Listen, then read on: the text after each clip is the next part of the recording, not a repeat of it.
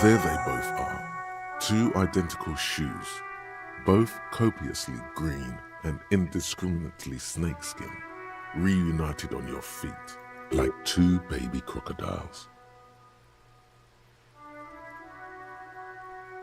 It's pretty clear a normal cop is not what you are.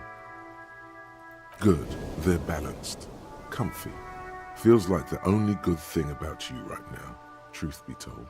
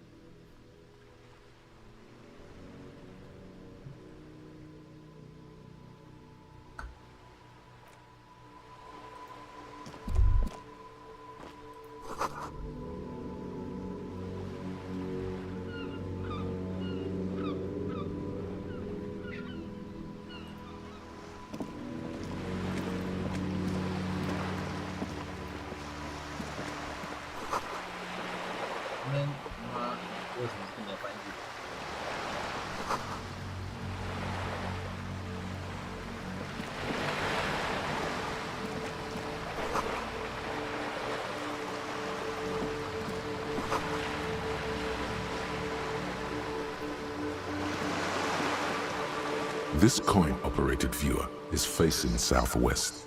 Its coin slot is full of fossilized bubblegum, rendering the machine permanently inaccessible. A thick layer of graffito covers the lenses. You spell out the word Onug, written on the other side, with N and C scribbled backwards. That's Cuno on the lens. Under the graffito, a sea of blues and greys appear. Behind the water lies a coast studded with concrete and reeds. On it, a church on stilts, lanky weather-worn wooden planks, an X-shaped cross topping its tower. You know this to be the Star of Pericarnassus, or the Cairo, the central symbol of the Pericarnassian Church, a star, a great moral height to be strived towards. Around the large wooden building you see chunks of sea ice gathered on the beach, and a small tent set up on the ice. The metal feels cold and wet under your palm. It looks unhygienic.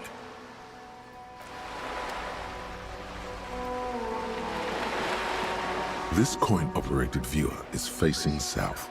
The instruction manual says to insert 25 centimes and pull the handle while looking inside. Then use the focus knob to zoom in if necessary. Why place a tourist attraction in the middle of such poverty?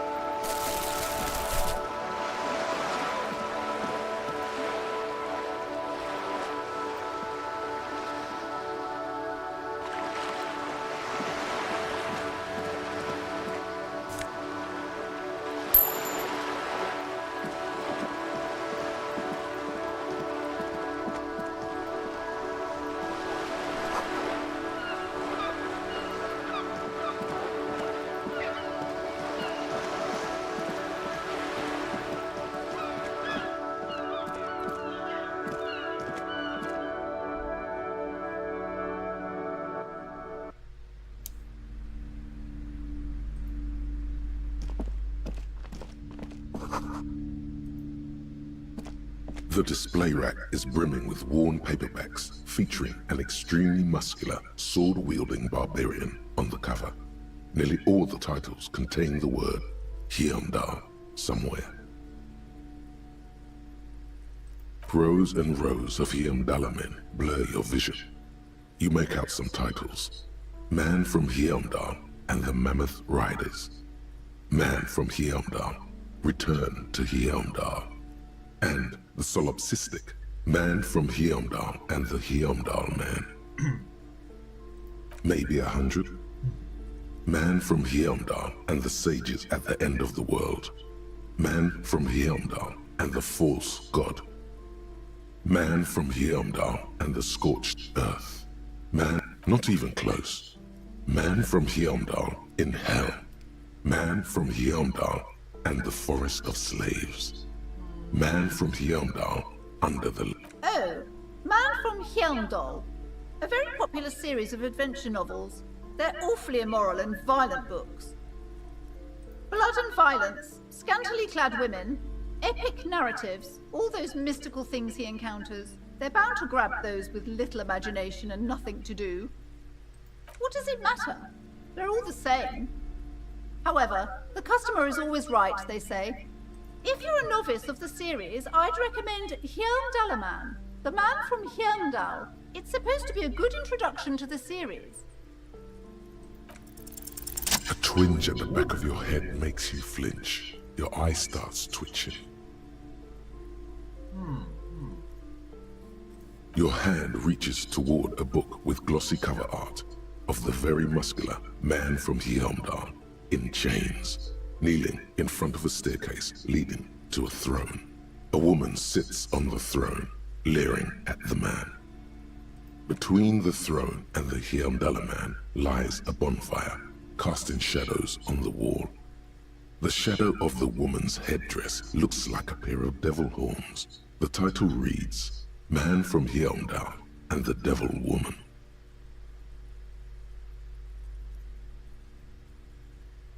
The display rack before you is burdened under piles of Man from Hyundai novels. Okay. It is a bestseller for a reason. You've acquired an interactable item. Investigate this item further. 全花了10块钱想买的本书。哦。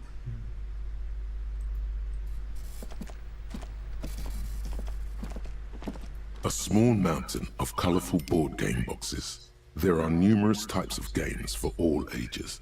A lot of shelf space seems to be taken up by Wirral-related merchandise. An endless variety of source books, lore books, and codices litter the table. There's also a large hardbound tome with intricate cover art, The Hunters of Katawak, Boreal Creature Compendium, and a Pick Your Path adventure game book titled Tales of Wirral, Cavern of Velkrag. Books in a board game section? Who wants to read books? There's a box that says Wirral, 3rd edition Mega Setting Supplements Module. The side panel notes, a fantastique adventure board game, new maps and miniatures. A sticker on it displays 25 Rial. That price is steep, but then it's the 3rd edition Mega Setting Supplement, so it makes sense. Wonderful board games, sir. The Viticulturist is a classic for sure, or perhaps you'd like Archipelagos of Insulinda, a very educational game for those interested in geography. Browbritter is a fun game of economic competition, but can get quite intense after a while. We have games for the whole family. You can play with your children. Friends are technically like family. For playing with friends, I'd recommend Suzerainty. It's a civilization building game where you build a civilization, then set off to brutally colonize and repress other civilizations. It'll cost 12 Rial. Lousy auras there. No, role-playing games are popular among those types. You know, who are into those kind of things. Personally, I don't like it. Not at all. I've heard they turn people into occult enthusiasts. That they have rituals. where they try to summon entities. Highly immoral stuff. You can still buy them though. 我来一个。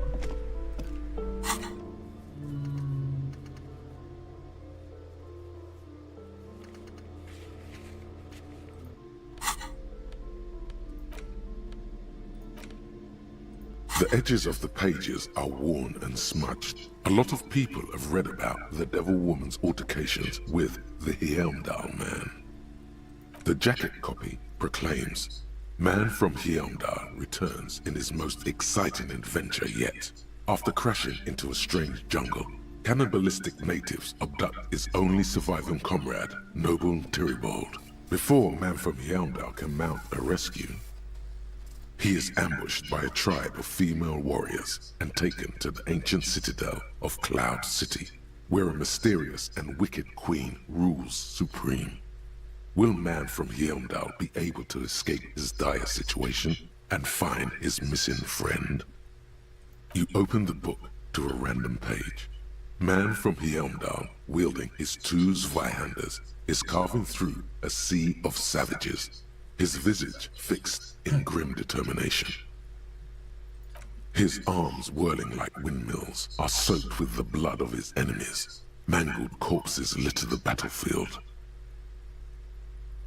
Good God, this is some retrograde stuff. When was this shit written? You flip to the copyright page. This book was written in 38. Berserker rage burns in his azure-hued eyes as he brings glory and honor to his long-lost Heimdall tribe. From the village of Heimdall, the ivory giant roars like an ice bear, and the winds of Gatla howl out his name. Man from Heimdall rides on a gilded griffin, his golden mane billowing in the breeze. Both Zweihanders sheathed on his back. He is off to war. Will he conquer his enemies? Will he conquer himself?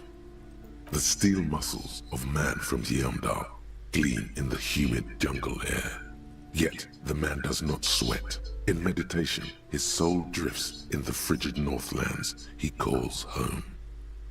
A passage reads, "The man from Heimdall looks up, his eyes blue as the mountain lakes of his homeland. He rarely speaks, but now his voice booms in the darkened throne room. Do not try to sap my masculine essence, wicked temptress. Son of Heimdall will never succumb to your seductive wiles. Thine spells are no match for purity and strength of will. Brothers of Heimdall, stand above the vices of flesh, for it is weak and corruptible, yet mine is forged in gore and strife."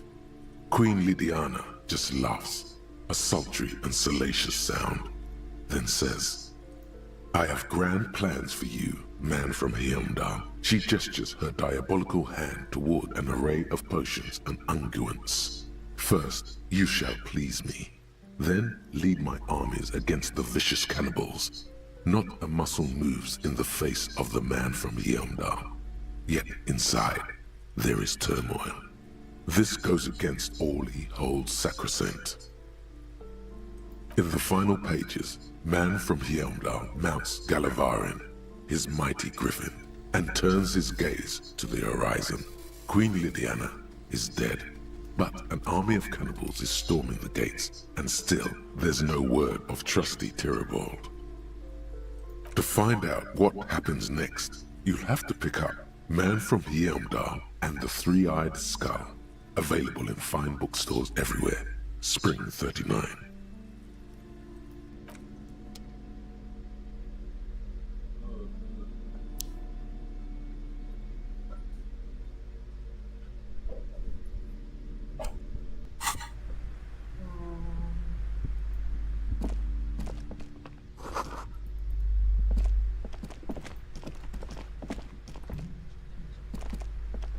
Welcome to Crime, Romance, and Biographies of Famous People. My name is Plaisance. Be welcome, and please take responsibility for the energy you bring into this space. I am.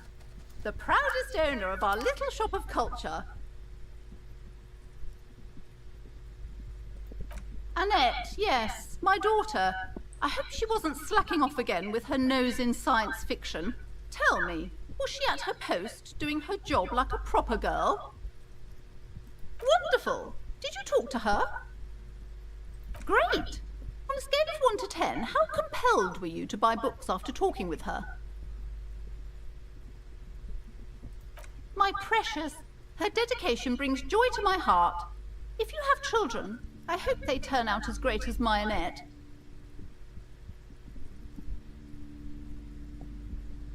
God, I've told her not to do that. It's such a disgusting habit. She'll get over it. Anxiety is a part of life. She can, if she has enough willpower. This is what's called growing pains. Life isn't easy. Life doesn't give breaks. Come on, ma'am. It's obvious she can't do anything about it. You are placing an unnecessary burden on a young child.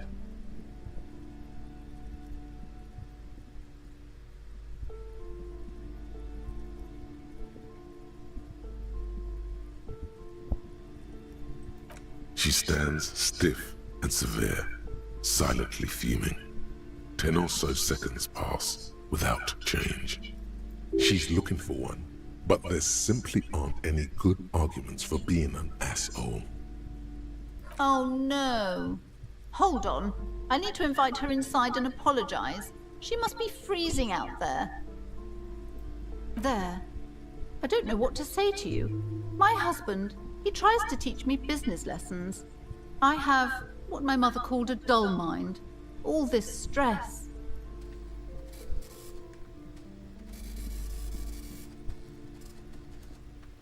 Yes, my husband is a successful entrepreneur east of the river. If only he were more involved in the business we're running up here. No matter. Soon we'll both be off for Grand Couronne. It's a proper place to live.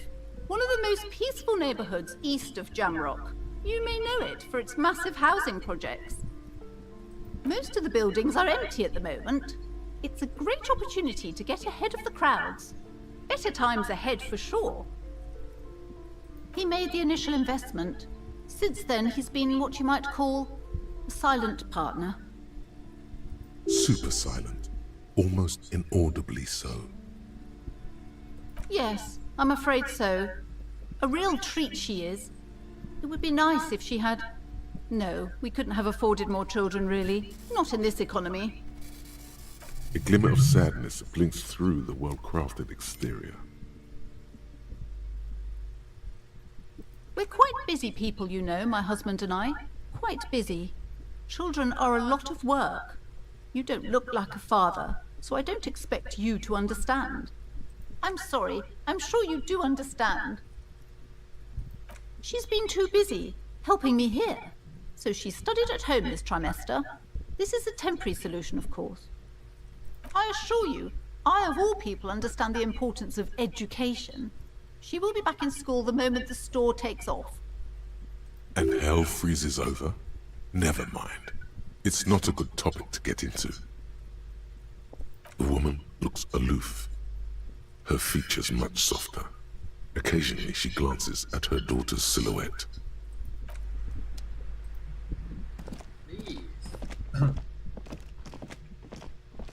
You see a set of tattered curtains blocking the way to another room. A strange cage-like trinket dangles from the curtains. Excuse me, officer. The back room is strictly for employees only. Nothing. Now please go back to browsing the books. Don't you feel compelled to look at the books? The books are all you care about. She speaks almost as if she's trying to put a spell on you, urging you to buy more books.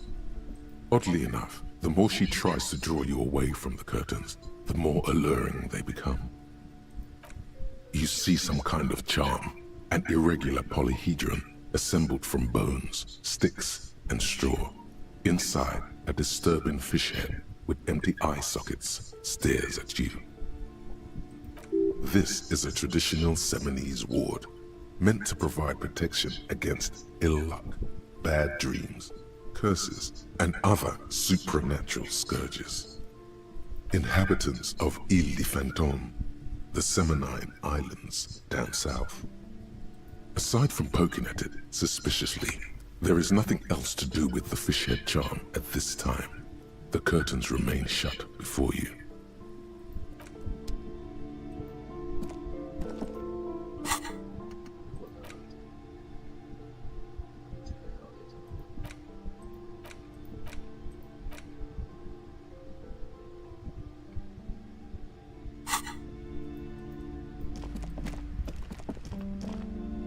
These shelves are overburdened with books from the same series. You see the name Dick Mullen over and over. A couple of spook novels hide amidst all the detective books. Thrilling tales of spycraft and daring-do. Crime fiction is a disgrace. An asinine misrepresentation of the physical attributes of the arduous everyday work of actual police officers. These books greatly overstate the excitement of police work, glossing over how long it takes to actually follow up on leads and eliminate dead ends. What's more, they completely ignore the psychological hardships of year after year coming into contact with people during the worst days of their lives. Not a single mention of all the stress this work creates upon the officer's family. Detective fiction just doesn't tell the truth at all. Now, would you like a list of all the books found on the shelf? You see Dick Mullen on the job. Get me Mullen. The stalwart a killing is declared. Dick Mullen in the murder house. Yes, there's also The Dame Who Did It. Farewell, tragedy calls for Dick Mullen. Another one with fake death. After all this, you still haven't found the answer to the one question that matters. Who is Dick Mullen? Your quick eye notices a small caterpillar crawling across the spine of a book. The title reads, Dick Mullen and the Mistaken Identity. A worn paperback from Dick Mullen's classic hard-boiled phase. The premise seems to be that Dick Mullen is framed for the murder of his best friend and has just a few days to prove his innocence. Could it be the motifs of unstable identities and shocking betrayals? Perhaps you're drawn to the dark and noirish atmosphere. Is it because the smoking dame in the slinky red dress on the cover is giving you a hard-on? Yes, it is. The bulge in your pants is embarrassingly obvious. Relax. It's not that bad. Also, this means your blood flow is returning to normal. Good news. Something the matter, detective? The lieutenant narrows his eyes and contemplates the book for a moment. I would certainly say she fits that description, providing that's your type. Oh, crime, robberies, murders, even sexual crimes. We're fortunate to have Dick Mullen and his stories to sort all that out. You're a police officer, apparently. You should buy all of these. They really do teach a person how to be a proper detective.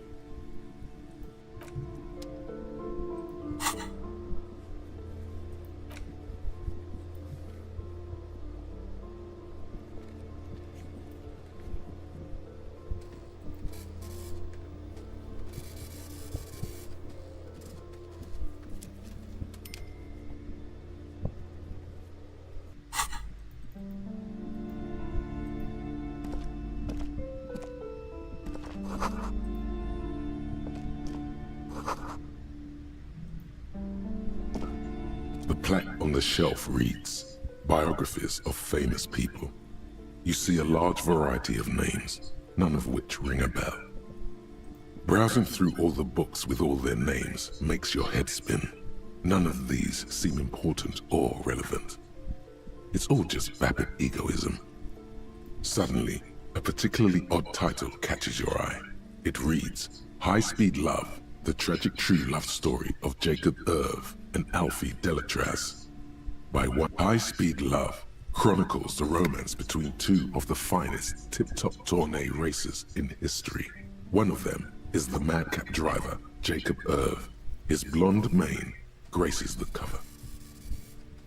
Next to Irv's life story, you see a slim biography of an Occidental rock star called the Anti-Star. He's famous for shooting morphine into one of his eyeballs and cocaine into the other. Next to that, Rivasholian radio personality Guillaume Bevy stands in front of a rundown drug den. He's a permanent fixture on Channel 8, reporting on real-life crime and ruining cops' days. I really must insist you buy one of the books. Reading them is not for free. Do still browse though, but not too long. I'm sorry, I did not mean to rush you. You are browsing. Go ahead, take your time. Time is commerce. I would say...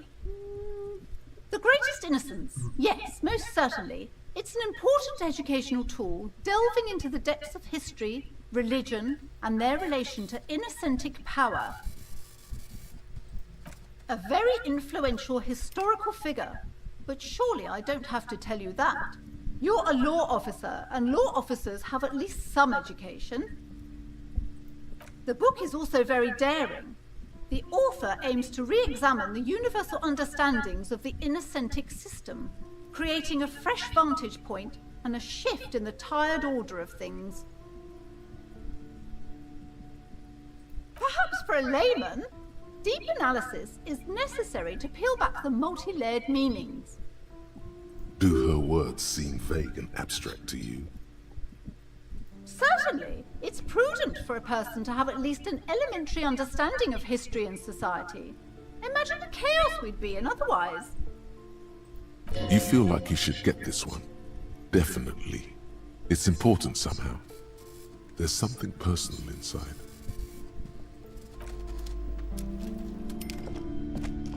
This bookstore is not strictly about crime, romance, and biographies of famous people. There's also a wide range of paranatural literature. Amidst the various books, you find one written by someone named Matthias W. Dundas. It's about wholeness, unity, balance. These three things are very important to the working class mind. The point of the book, and many others on this shelf, is to give people medicinal advice in situations where they don't have access to paid health services. It serves platitudes, while also telling everyone that traditional medicine, the kind people don't have access to and which costs more than this book, is garbage and would only give you cancer anyway, without even curing your cold or anything. Wholeness, unity, balance, on the other hand, can basically take care of anything. Though it is important to note, when it's up to your mind to heal yourself, then it's because of your mind that you're ill in the first place. The book features chapters on topics such as how to find magnesium. It even lists plants you can harvest magnesium from. How to continue drinking if you're an alcoholic who has destroyed his liver. And there's even a chapter on the ancient Seraïs tradition of using duck gallbladder preservatives to treat and prevent sexually transmitted diseases. Pre and post factum apply. Nothing worth buying. Sir, please, no browsing in that shelf. That wisdom is not for free. I can't have you end up, like, opening a police store next door and stealing my customers. Oh no!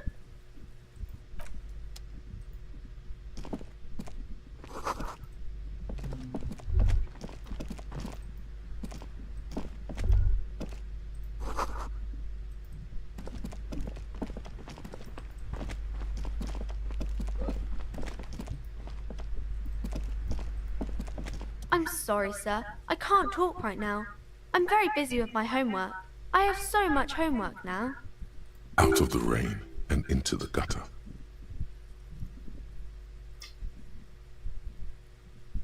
Math.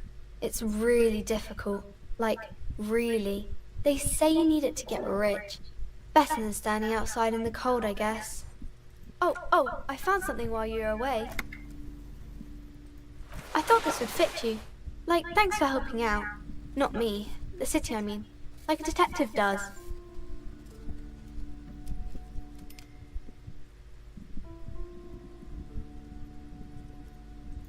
Just what Dick Mullen would ask.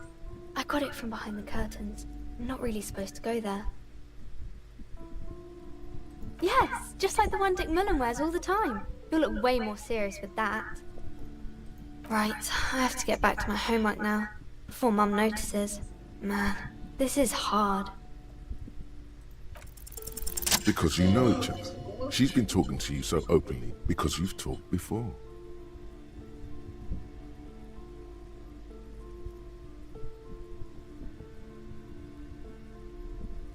Yes, I used to stand out there all the time, before Mother told me to focus on my homework. You've been running around all week without your shirt on, sir, telling people about being a star or something. I don't really understand who those stars are. Of course, you stopped by a few times. You certainly look better than the last time I saw you.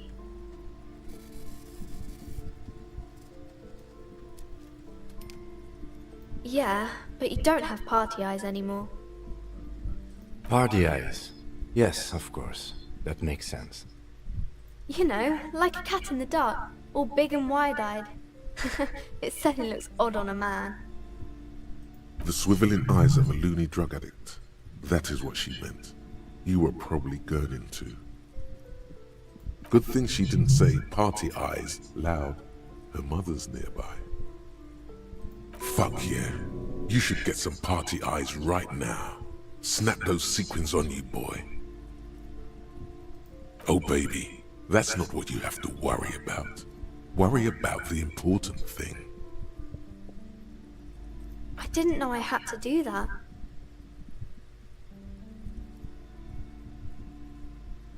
I'm glad I could help you, sir.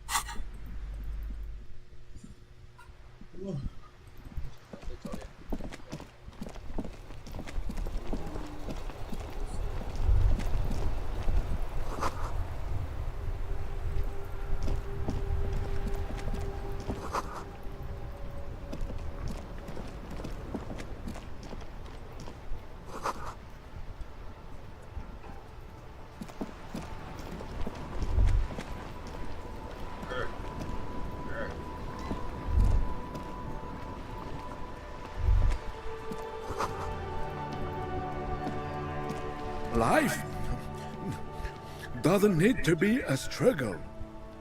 I'll be with you in a moment, officer. Let me just finish my sandwich. Talk to Angry Hog René first.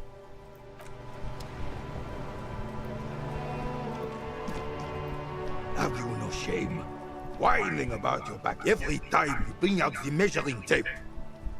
René, you're a man with a fork in a world of soup. Please, let's just try to enjoy the game, all right? I'm trying to, but you keep breaking my concentration. You're old. I can see that. We're both old. Now stop grabbing your ass like it's a girl. These manly men are playing balls. This is a ball game. Grab a ball and play it. Don't ask questions. Shoot first. Ask questions never. No, you got this. There's the ball. You're the game.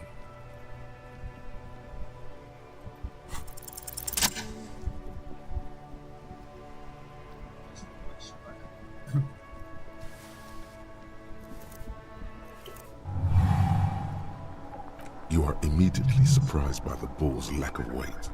No matter, you'll make it work.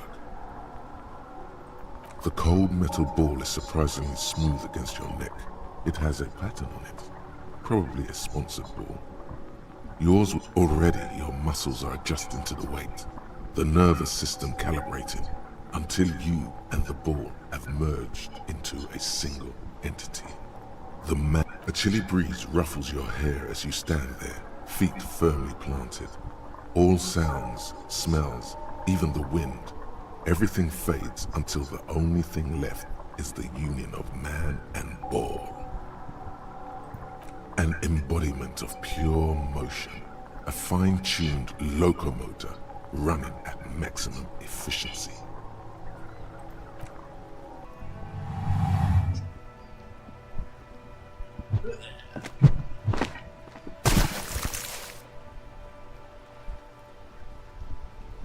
Merde! Bordel de merde! A whorehouse of shit? It wasn't whorehouse of shit. The shot was at least 23 meters, probably 24, and then some. Nothing to be embarrassed about. What the hell is your problem?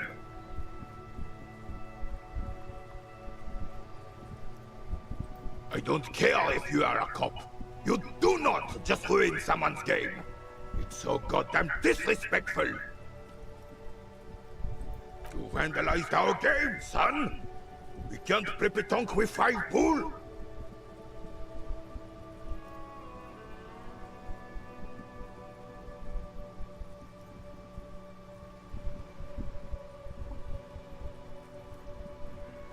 Well, it damn well isn't. It's pétanque. You ruined a pétanque game. We want our pool back. Take it easy, René. This is just a misunderstanding, isn't it, officer? No harm done.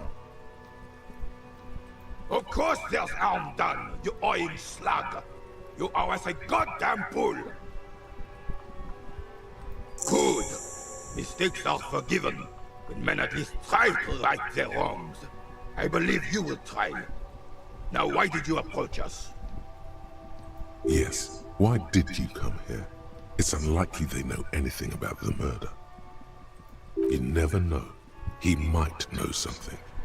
This is a good vantage point.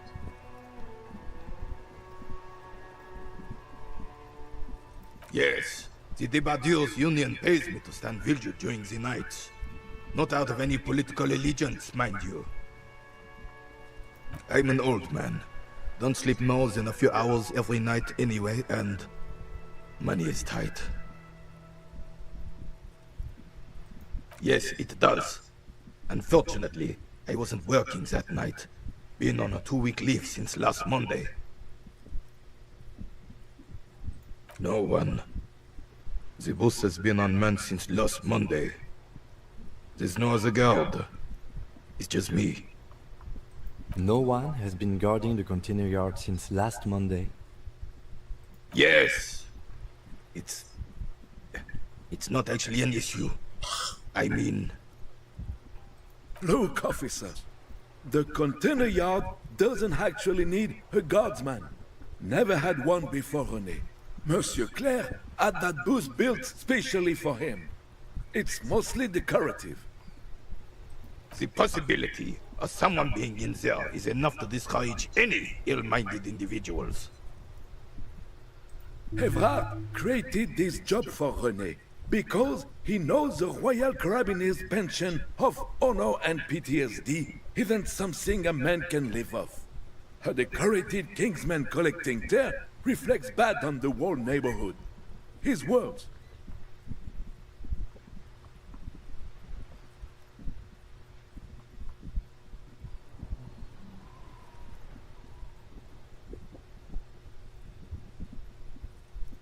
It's not charity.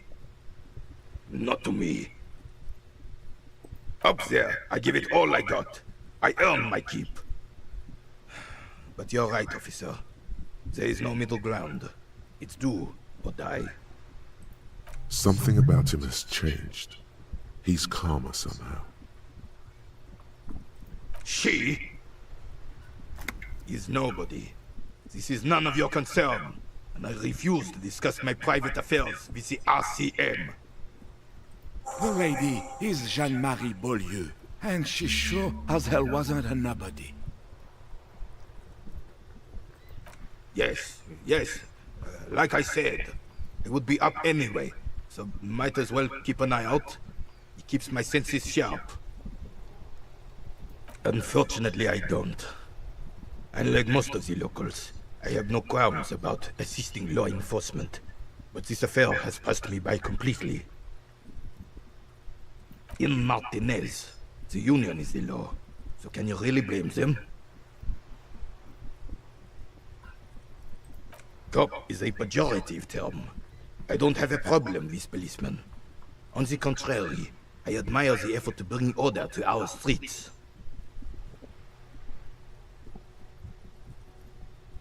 He doesn't know about the crime. Your time is better spent discussing politics.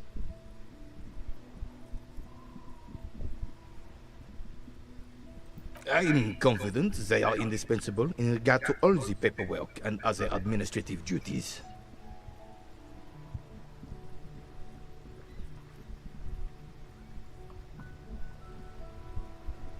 But you must agree that nature, in her infinite wisdom, has made men more fit to perform certain, more challenging tasks, don't you, officer? Really, officer. Match an average woman against an average man in a dark alley and see who comes out on top.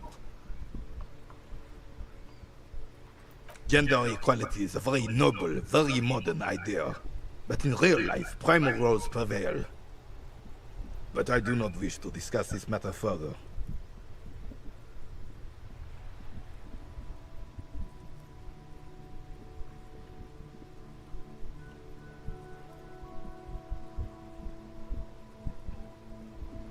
Yes, the terrain here provides an interesting variety to a familiar game.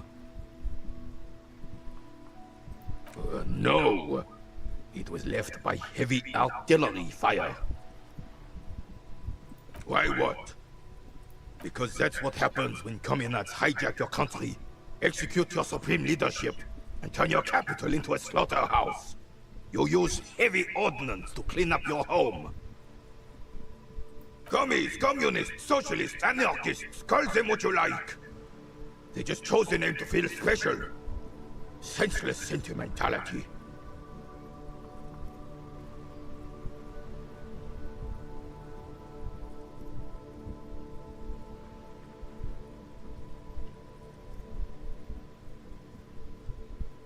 Sadly, no. It was the foreigners who brought them to their knees. We fought valiantly. Too valiantly. So valiantly we got licked.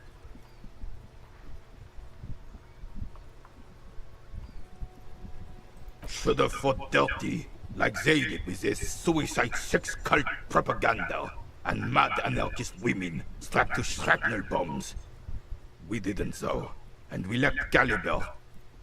God bless him, but the suzerain's cannons simply weren't big enough. It was probably a bit more complicated than that.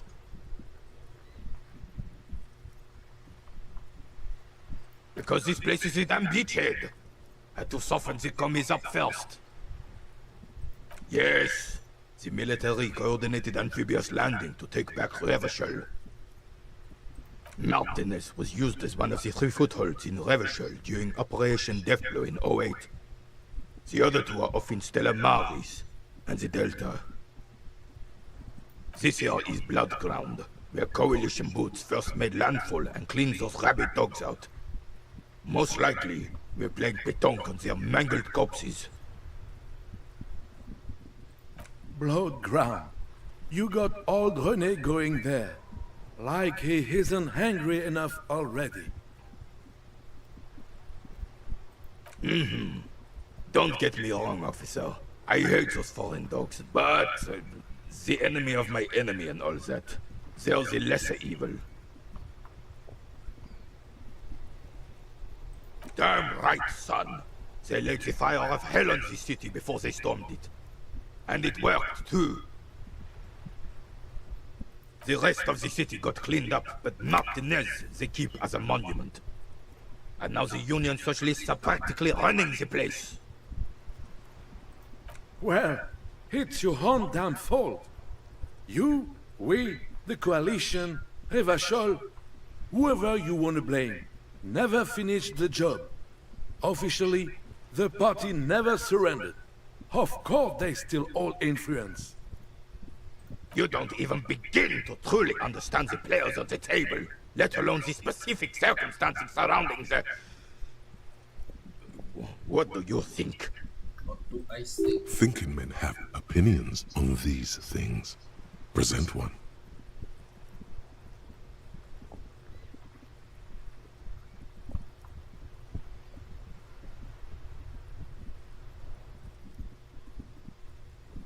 I'm sorry it had to be them. After 8 years of fighting those hyenas, boiling cats for food and drinking piss in the mountains, I would have preferred if the Right Honorable King Guillaume returned to Revachol, or even if that damn clan Frisel had risen from the grave and led us. Sadly, that was not the case. Instead, all that is just, holy, and beautiful in the world was wiped away, and now it's neon signs with toothpaste ads everywhere. This is just what the commies wanted. This was the plan all along. This is what they wanted to replace the role of the suzerain with. A true king in both blood and mind led Revachol before Frisel. He would have been better, but the damn commies drove him into exile. Some manner of self-deceit is present in his thinking. Sounds like this Guillaume abandoned him, and he doesn't want to admit it. Damn Frisel. He was the king we couldn't protect. The Carabineers failed him, and the crown. He slouches as he says that. It makes him smaller, admitting they left the king to the mob. The suzerain is the king! Has everyone forgotten already? They've forgotten already. It's no use talking to you. You were still in Daddy's borders when it happened. When we took our last stand against the filth and rode the cavalry straight into gunfire.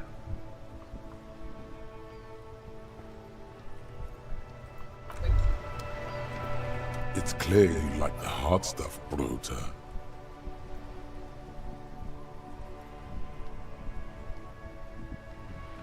Evening falls. The time has come to take the vow. The vows are blood and flesh. Lower intestine, the term is metabolic and circulatory system. Fascism, Brota.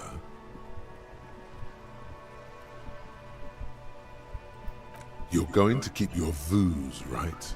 Keep your voos, Brota. There's a slow, painful growl somewhere in your intestines, knocking on your alcohol-engorged liver. It is one of betrayal and disappointment.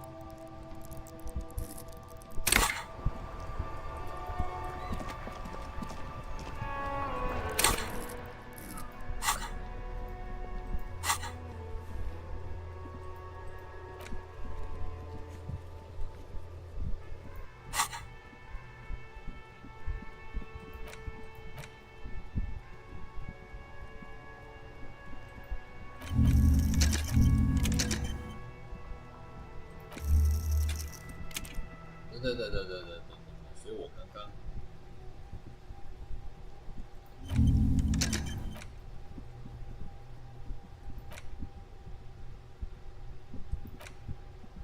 国籍减一，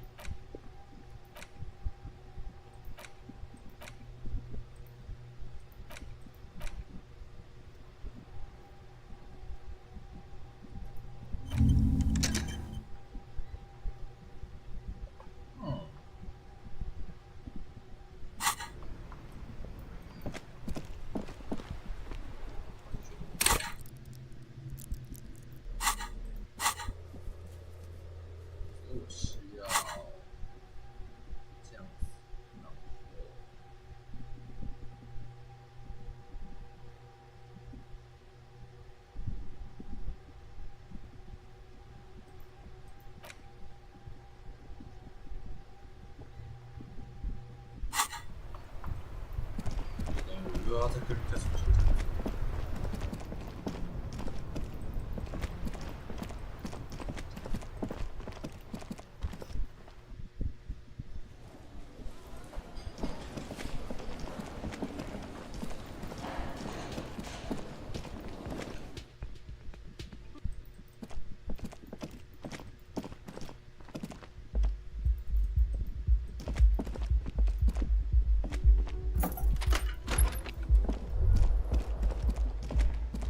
Kim also tries not to look at the pile of taped viscera on the carpet, or the weird suitcase on the hat rack, or the potted plant dying in the corner.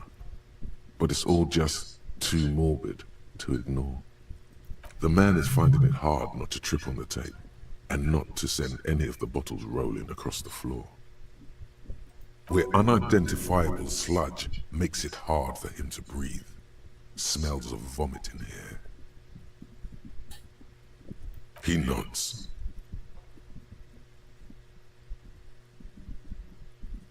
He takes a step toward the door, like he'd like to leave. A mirror hangs on the bathroom wall. In it, your face, adorned with the expression.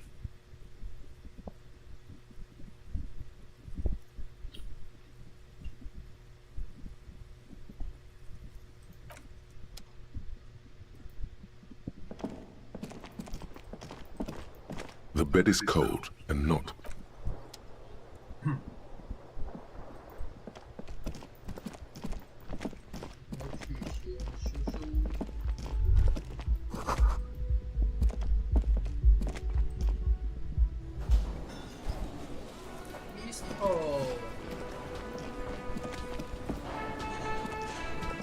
Can I help you? God. Oh, but he should be. Lay it on him.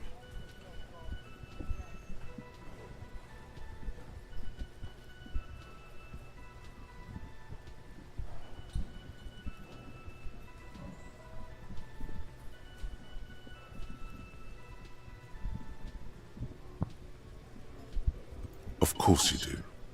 This was your plan all along. This is how you fix it for them. By answering the woman question. Wonderful. It is.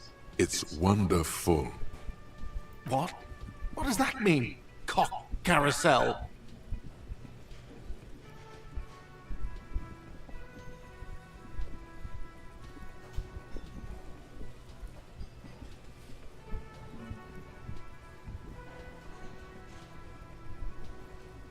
Does it mean you talked to her? What else did she say about me? What else do you need?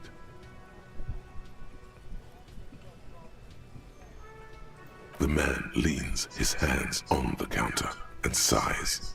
His head drops between the shoulders, heavy and defeated. She broke the bird, you know. The great skewer. I found it on the ground with the broken wing. On the morning she left. I should have known. It was her way of telling me to piss off. I should stuff it up my arse. Or you broke the bird. It can also be that. I think Sylvie even Yes, the bird is connected to this. It's a symbol of hope, and she broke it.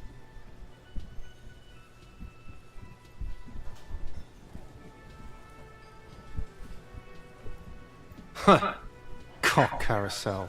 I think I understand now. That's what they ride until like 39. They ride the cock carousel until the clock runs out. Here, have the rest. Now let me have a drink and think about this shit for a moment on my own. And there we have it. Isn't that beautiful? Another situation fixed by Dr. Love.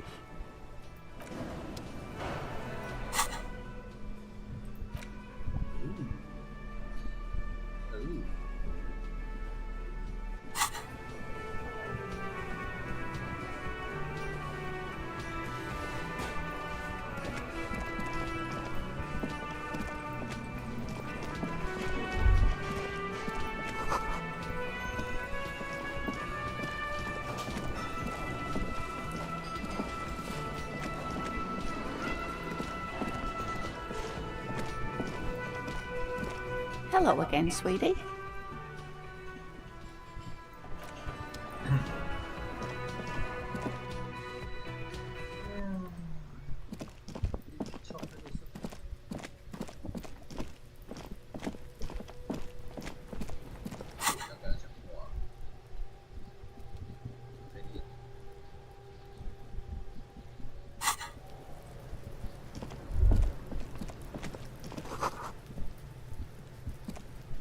This trash container is locked. The sliding lid has a padlock that says, whirling in rags. With a well-oiled crack, the lock pops open. It should now be possible to simply raise the lid. Don't. Maybe you shouldn't.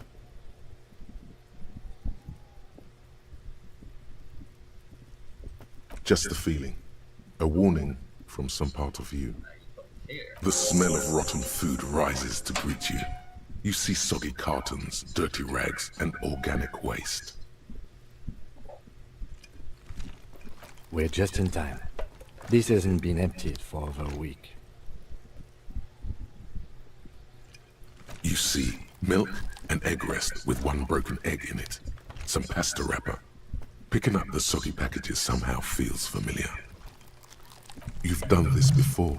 The movements are recorded in your elbows, the methodology in your fingers. You're used to this. A box falls into pieces in your hands. Batiste Soleil cereal. There are plastic pasta packages below, and turbo noodles. Nothing of note, however. Among the threadbare kitchen towels, something catches your eye. A pair of denim trousers. As the legs of the slime-covered jeans begin to unspool from the garbage, a rank corpse smell fills the air. The victim's clothes? Cadaverine odor is faint. If these belong to the deceased, they were removed when he was still in the early stages of decay. Drop them in here, officer. Guitar-marked blue jeans.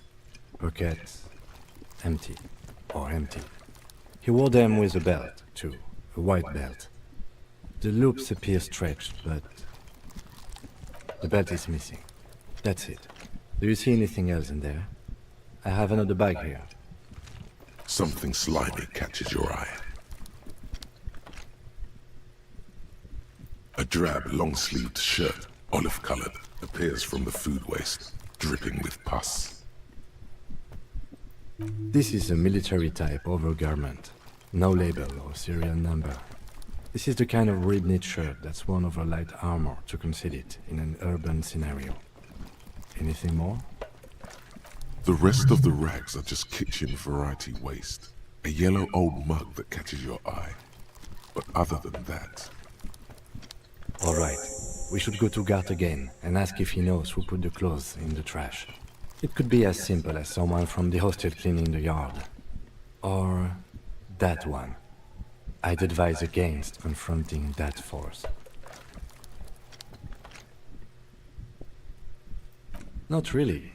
All we know is the victim's clothes are in the trash, the lid was locked, and this establishment had the key. It's just a small loose thread. The lieutenant nods, then looks back into the trash container. It's just organic waste, cold and slimy on your hands. Apple and potato peels mostly. Unidentified sludge, and the occasional chicken bone thrown in for good measure. But hey, what's this? A blue piece of plastic sticks out from the apple peels. It's shiny. Looks like the corner of something. Something larger. A clipboard. A blue plastic clipboard with moist papers hanging from it. They look badly damaged, but you can still make out forms and notes, written in a man's handwriting. Officer, is that your paperwork?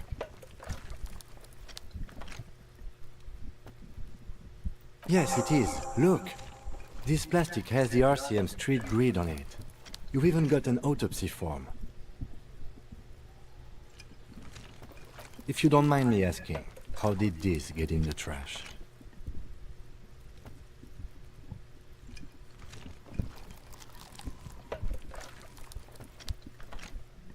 What are you talking about? Do as though also thorough inventories. You should take stock of your notes. Make sure it's all there. Official notes contain informants' names. If some of it has fallen into the hands of the RCM's adversaries, bloodletting may well ensue. It will also not hurt to start taking notes on the case. Anyway, where were we? Some items, such as the ledger you found, are interactable. Go to your inventory and select the Interact tab to... You pick out a broken mug with an oddly racist depiction of the yellow man frolicking in saffron. The container sounds a muffled gong.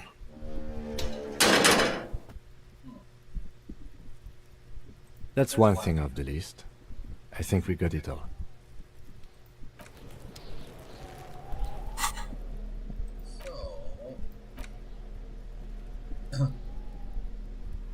It's just a racist mug. What's there to read here?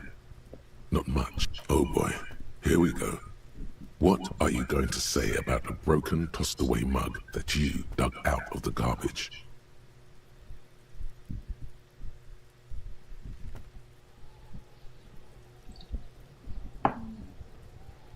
Understood. You're that kind of detective. Why don't you get back to your case?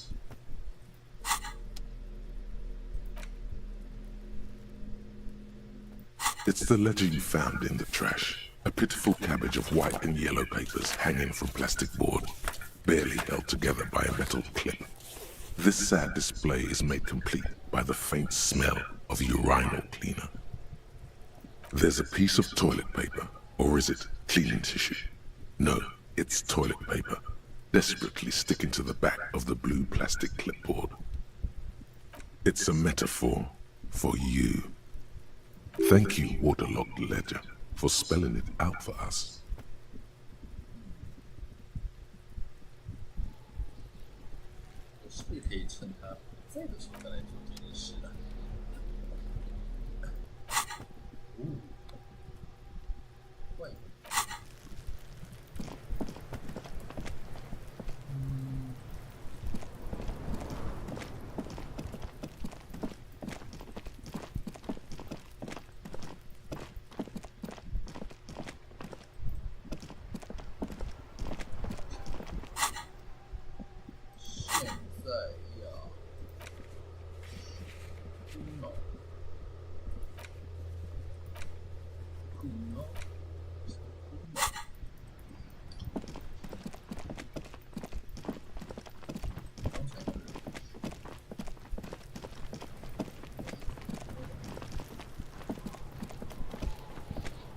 The pig's getting pretty close to me. Come to snuff my shit out, I think.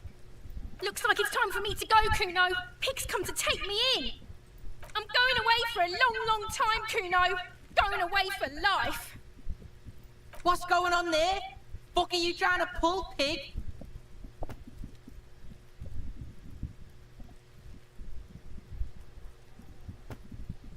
Stay away from me, pig!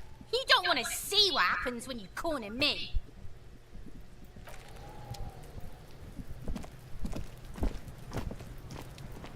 Fuck does Cuno care?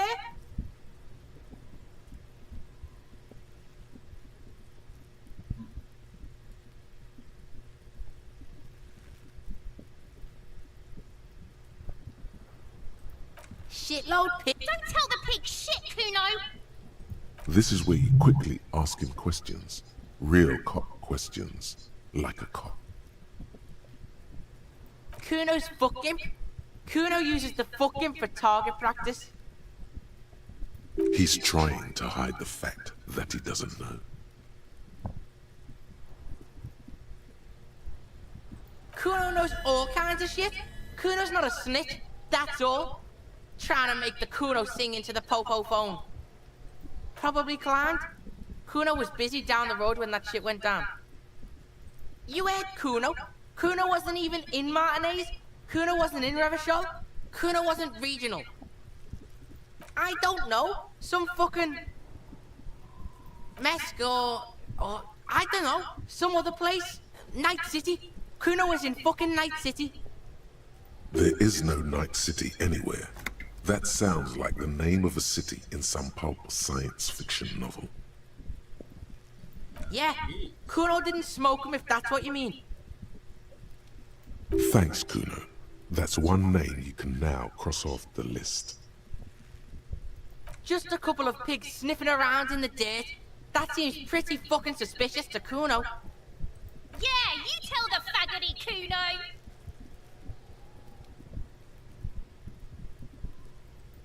You're testing Cuno's patience here. Get lost,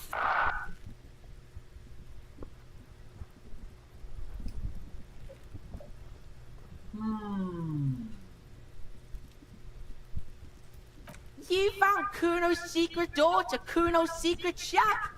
It was closed for 5,000 years. How the fuck did you get in? Shit, get the fuck out of here. You can't do that. You can't do that, Cuno! He's trying to fuck at you again!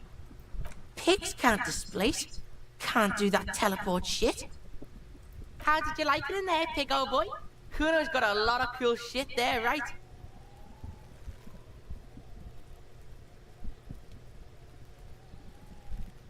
Oh, that? Cuno decapitates pigs. That's just a Cuno demo tape.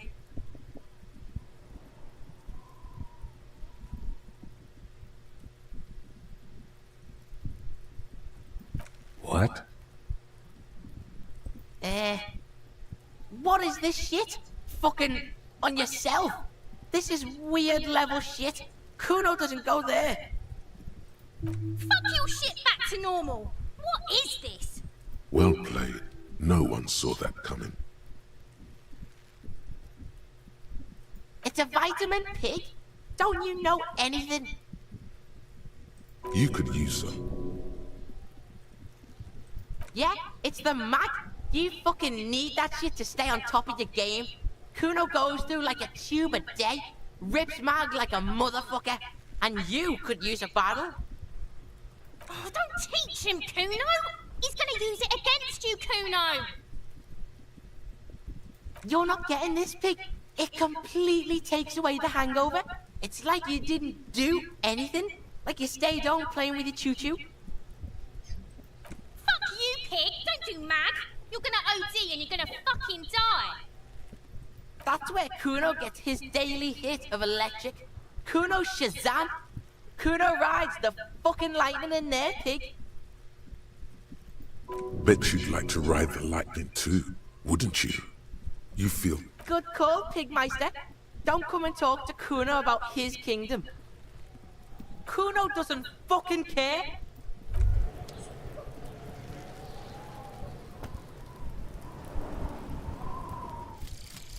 Volumetry. Ship compressor. Bizarre scientific news from Revachol West today. where a police officer's shit has been observed at a pressure of around 495 gigadecimals. These metallic hydrogen levels of shit togetherness were thought to exist only at the center of collapsing stars, not law officials.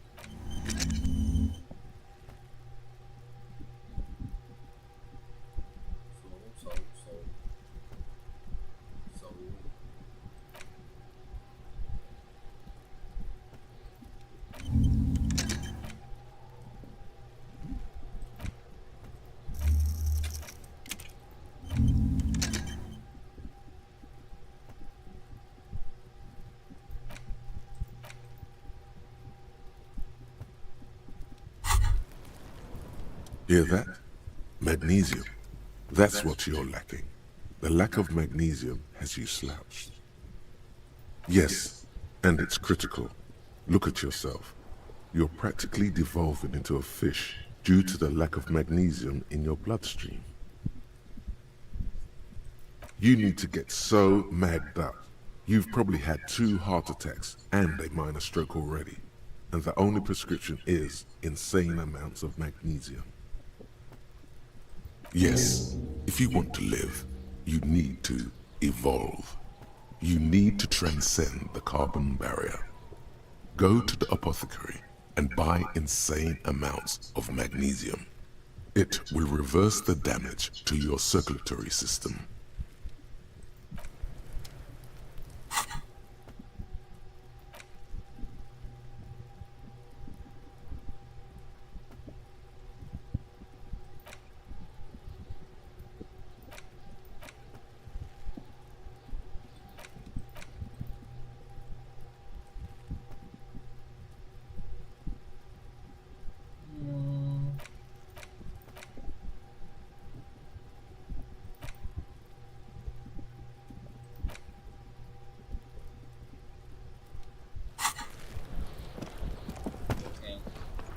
There he still is, looking right through you with his white eyes. The body below is entirely dedicated.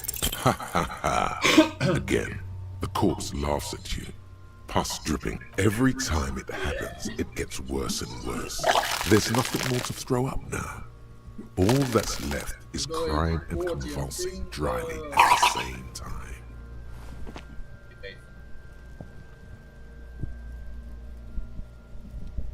I'm at a loss as well. I could swear your shit was together, Detective. Sometimes even that is not enough. Life is unfair. Officer, you just need to be stronger. Learn to keep it in long enough for us to work. You can open this white check again by going to your character sheet and spending a skill point to upgrade your endurance. Gain new skill points by exploring and completing site. Relax. It's okay if you don't make it today. The bloated corpse isn't going anywhere.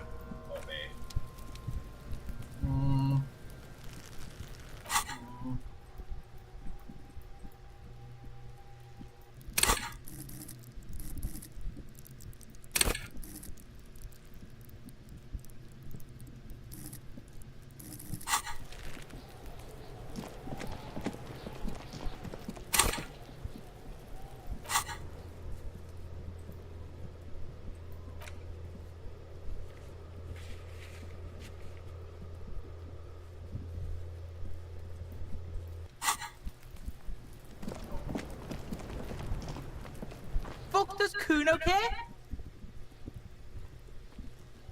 Right, pig. This is where Cuno plays with his little wooden choo-choo. Fuck do you want with it? Yeah, Cuno doesn't know shit about that. That shit is beneath Cuno. Listen, listen. Cuno doesn't care about this small-time shit. Just listen. Cuno saw what you did there, dumpster diving. Sad shit. Cuno could hook you up with some sweet rags. Shit like Cuno's wearing. Your size, good price. 500 real. You'd have to be blind not to notice the giant white letters F-A-L-N running down his trouser leg.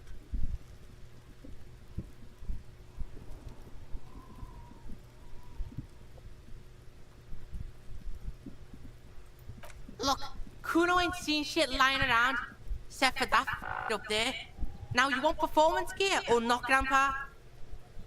The lieutenant remains silent, but his expression couldn't say, "I told you so," any louder.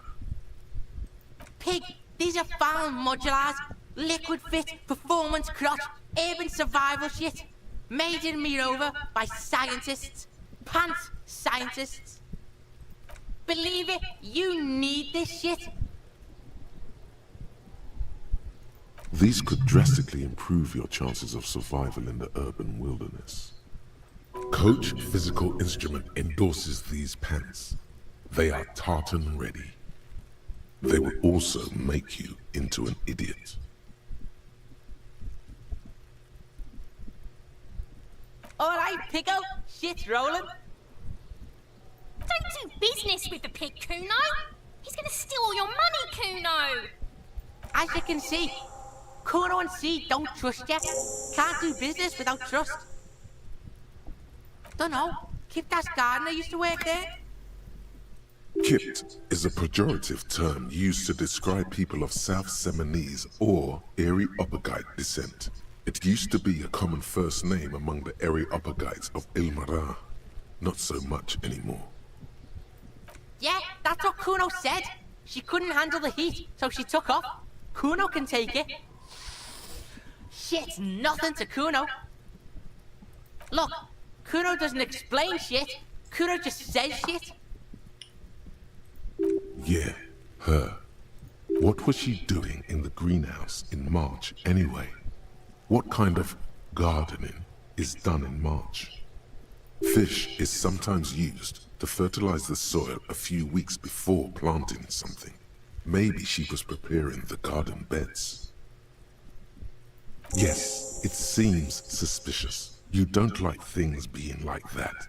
Suspicious. The fuck? A mug in the trash? Is this about the fucking clothes again?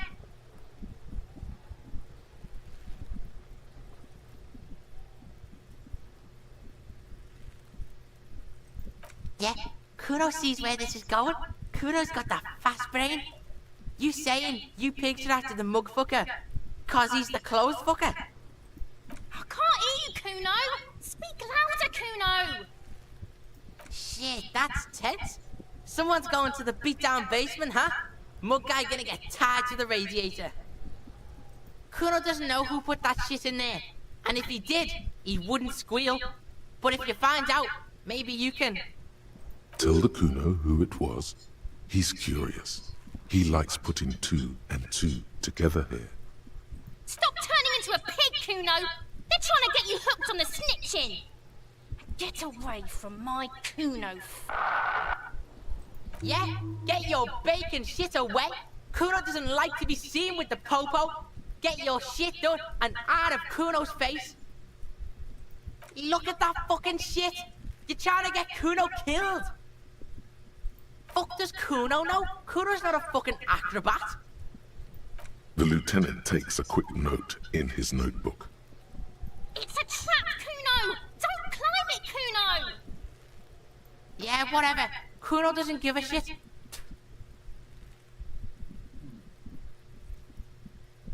Cuno doesn't fucking...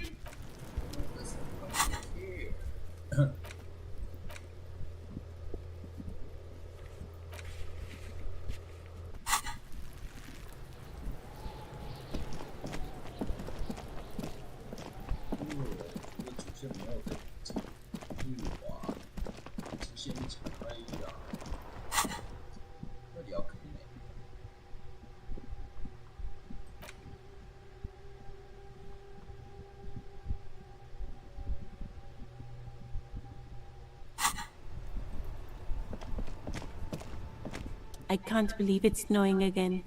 It felt like springtime just a few days ago. Well, this might be the last snow we get. At least I hope so. Snow has nutrients in it. Helps everything green up in the spring. At least that's what my grandma always told me. Stop looking at her. Look around. What do you see? That's right. And the canal, the bookstore, the harbor gates. This is a great vantage point for keeping an eye on you.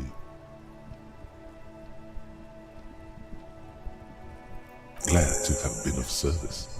Now you know the locals are keeping tabs on you.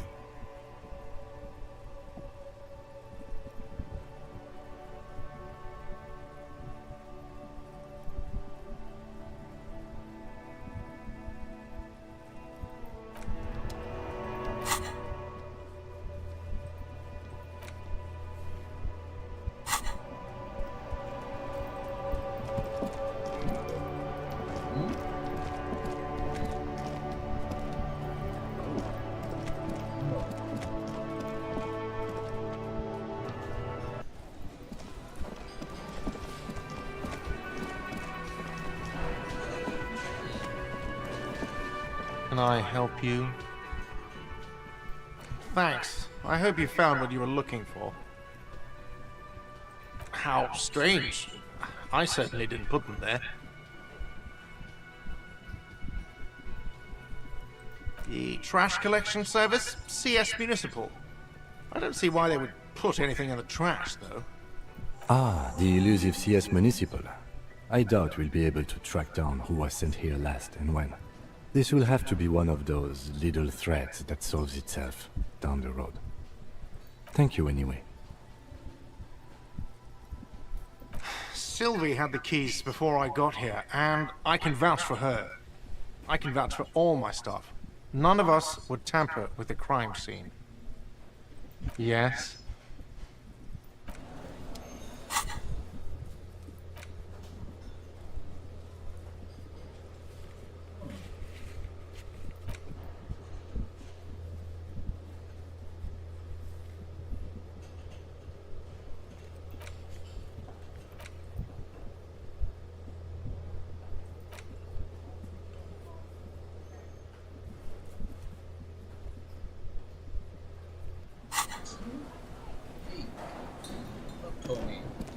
Yes? What do you want to know? You mean like a brief? Do you want me to brief you? 3 days ago, during that time, the victim had been stripped of his belongings. They didn't identify themselves in it. There's a strong prejudice against involving the RCM in what's seen as union matters. The dock work, just to be clear, we are police officers. It's our job to find the killer. Good. Excuse me? You have a distinctive way. I hope you don't take this the wrong way. It's just... They say it's a scene-clearing technique developed... Yes, but containers contain things. Shiny things. I don't know. Containers contain, I guess.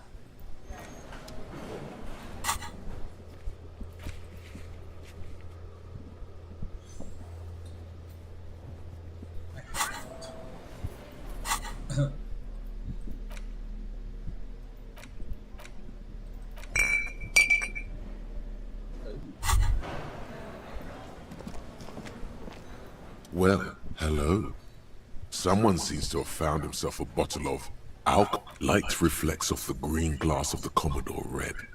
Wow, the gods of mass production have made this alcohol container laughably. There's a satisfying pop as the cork jumps out, and the hair on your back rises like an army at attention.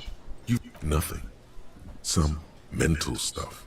A golden sun melts down your throat. Its rays filling your nostrils with sunshine. Your stomach melts from it into a happy, gooey mess. So does your mind.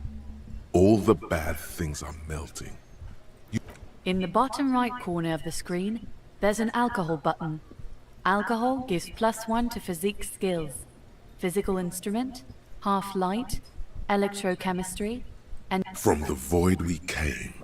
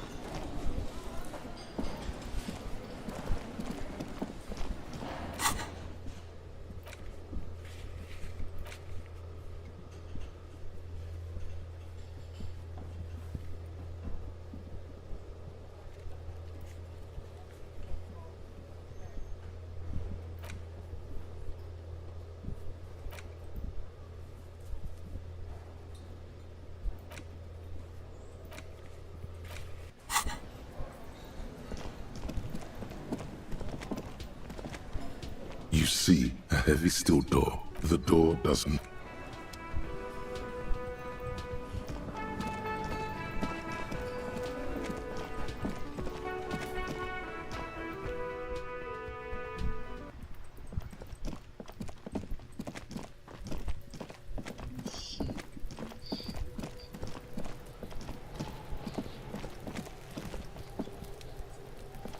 There he still is, looking right through you with his white eyes.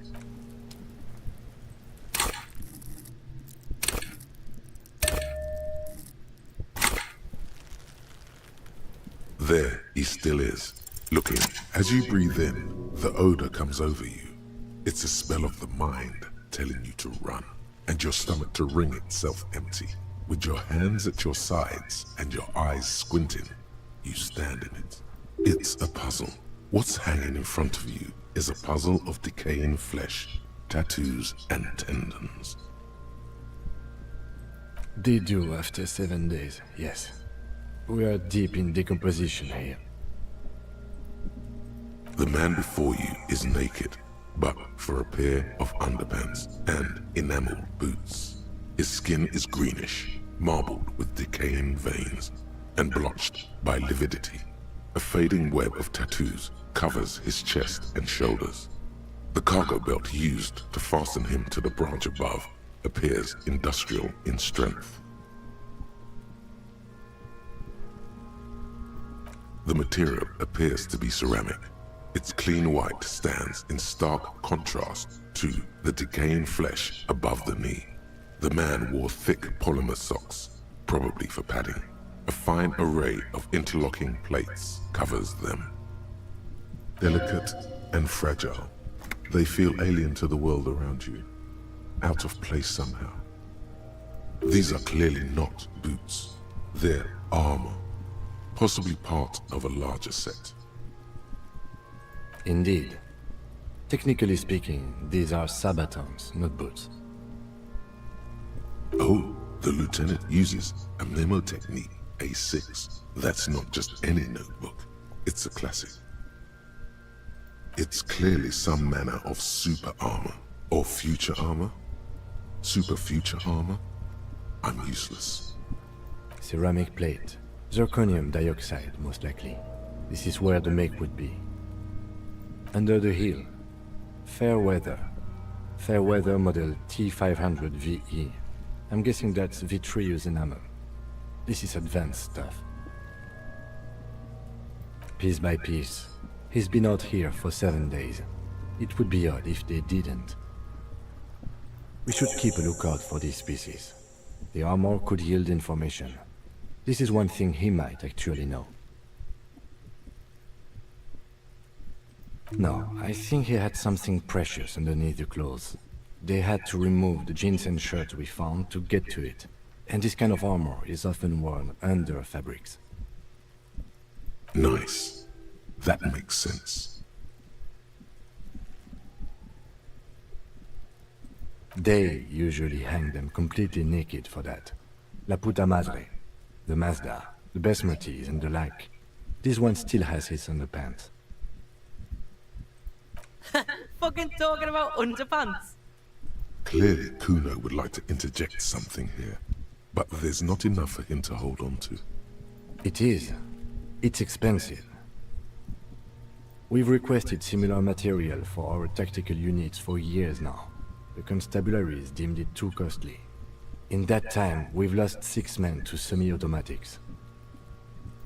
For a full set, about 4 years of wages. For the northwest region of Revachol, an officer's average yearly income is 5,500 real, unadjusted for rank.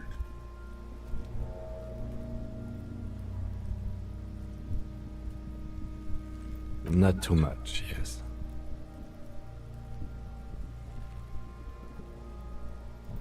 It's a sorry situation, I agree. That's for us to find out. Mr. Gart implied he was security personnel for the harbor company. This confirms my own assumptions.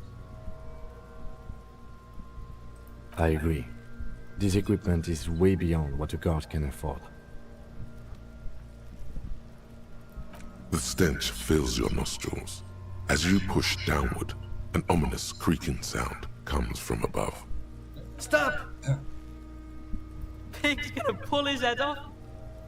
Brutal! What's wrong with you, asshole? I don't know, baby. I don't know why he's such a... Officer, if I may ask, what were you trying to achieve by putting on the deceased foot? A small bell-like sound fills the air, like tap. It's anything but. This material is a kinetic redistributor. It spreads kinetic energy horizontally, from plate to plate, dissipating it entirely. See? Faint, organic lines cover the plates where they separate into smaller ones. These plates then divide into smaller plates until there are hundreds of them altogether. Like whirls of floorboards, the design looks organic, influenced by highly resistant wood materials, like lignum vitae and ebony perhaps. If trees were made of porcelain, this is what their cross-sections would look like. The smooth, glossy surface fractures into ever more intricate interconnections, peaking on the right sabaton, where you notice. The whirls are in the shape of a letter and number combination, E50, 100, 1000. Good. Can you read it to me? We have a make and a number. That's something. We can use the radio in my kinema when we're done. Either station can chase it for us. The cadaver slowly twists on the cargo belt, his torso covered in tattoos, and the hangman's knot is pulled tight by the weight of the corpse below. Yellow, hard-edged polyester cuts into his neck. Above, this is a steel-reinforced cargo lashing belt, big brother of the regular cargo belt. It's used for tying cargo under 6-rotor airships. Airlifting. I thought it was used on lorries for strapping cargo to them.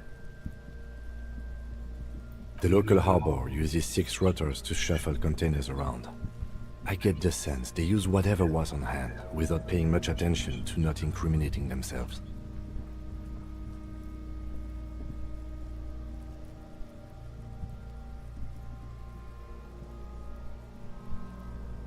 I'm still approaching this as a lynching, yes, motivated by the ongoing strike. You? 70% of the cases I get are just filling in the blanks on the initial report. This belt worries me. I was afraid it would be.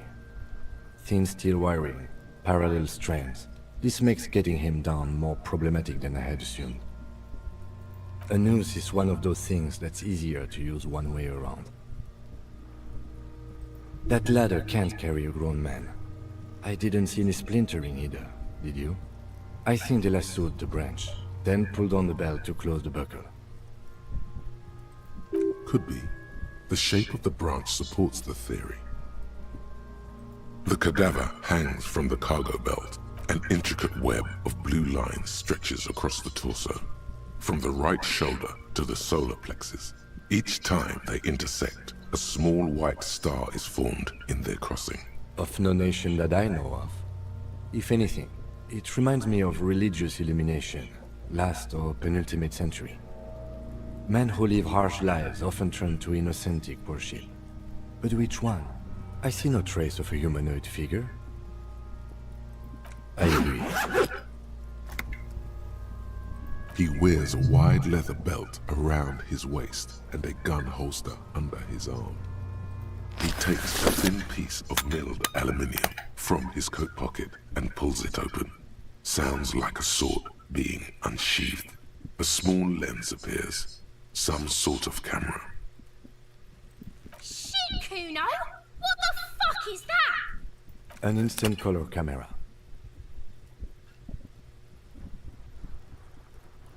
I have only 2 ampoules, so nobody move. I don't want to waste one. A sound, a shrill flash, followed by the breaking of a small ampoule of glass. You see streams of color pour onto the thick, glossy piece of paper, rolling out. in case we need it.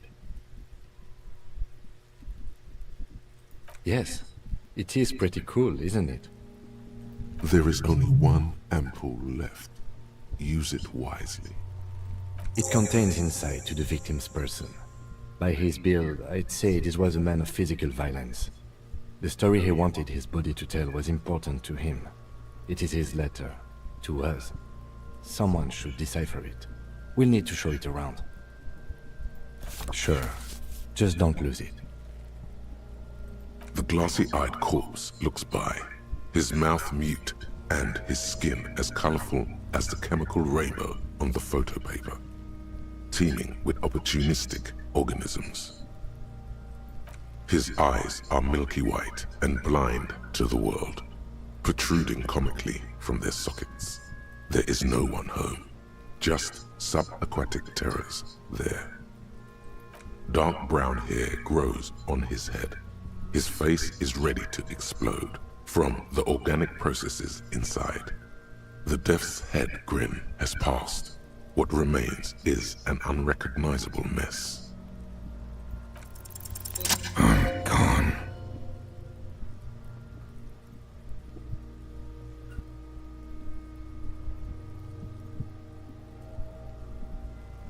What do you mean? It's the power of your imagination. Go ahead. Ask me more questions. I'm a joke. Look at me. A killer. A motherfucker. And a killer. Go ahead, Cobbo. Into the wild pale yonder. In the past, way out in the west, because you're a copperoonie. Look at all of them go. Do you want... Here you go, you loony. Fuck no. You're no Rooney. No, you're not a Harry either. You're a motherfucker. That's who you are. Rooney the motherfucker. Because you have. Do I remind you of someone? A child born with Muller's disease, harlequinism, grown up miraculously. You sure I got out of that one, Coppolini? Come back later, Coppo. Amuse yourself with my frank manners and my memento mori features. If possible, also, see me in your dreams. As you narrow your eyes, the monster before you blurs into a violent mess of green and pink. This is a trick. You've done it before. Pink is where the blood settled in the first hours post-mortem. You can use it to see if the corpse has been tampered with. Does his position at the time of death match the discoloration? Only the lower extremities are pink with a dash of blue. His fatted hands, thighs, and his neck, just above the noose. The rest of the corpse appears dark green in the cold spring air. I see it. His neck too. The lividity goes right up his chin. We have good, well-pronounced discoloration here. The monster comes back into focus, an explosion of color, coursing with dark marbled veins. His stomach appears pregnant with something. Black liquid streams down his thigh and onto his boot. So, what do you think?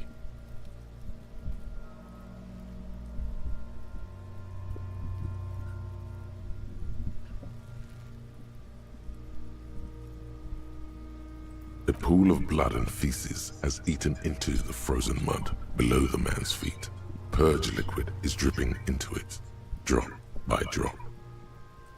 The victim appears to have contained no more than half a kilogram of digestion at the time of death. The fuck are you saying? Talking about shit.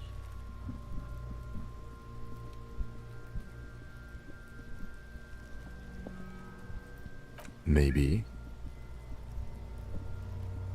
Agreed, especially on the neck. The belt acted like a tourniquet, keeping the blood in his head. The hypostasis supports a hanging.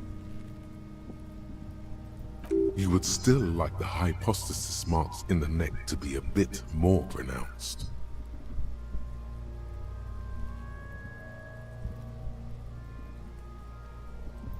Maybe it looks faint to you?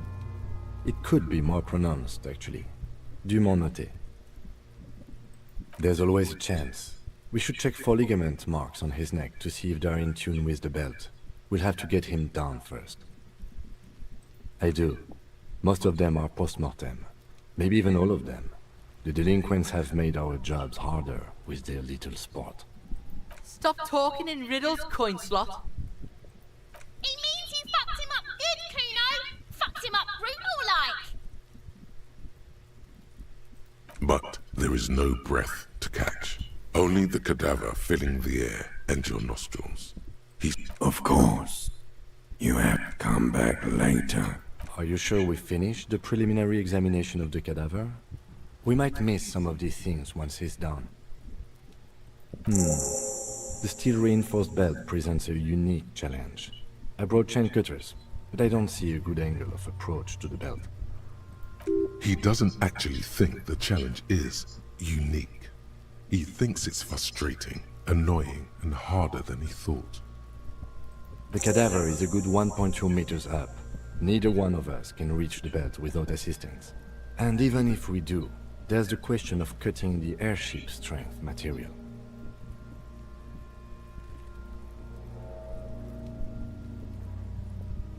Yeah! Bang bang time, pig! Shoot his head off! How? Where the buckle ties the rope to the branch. That's a good spot to aim.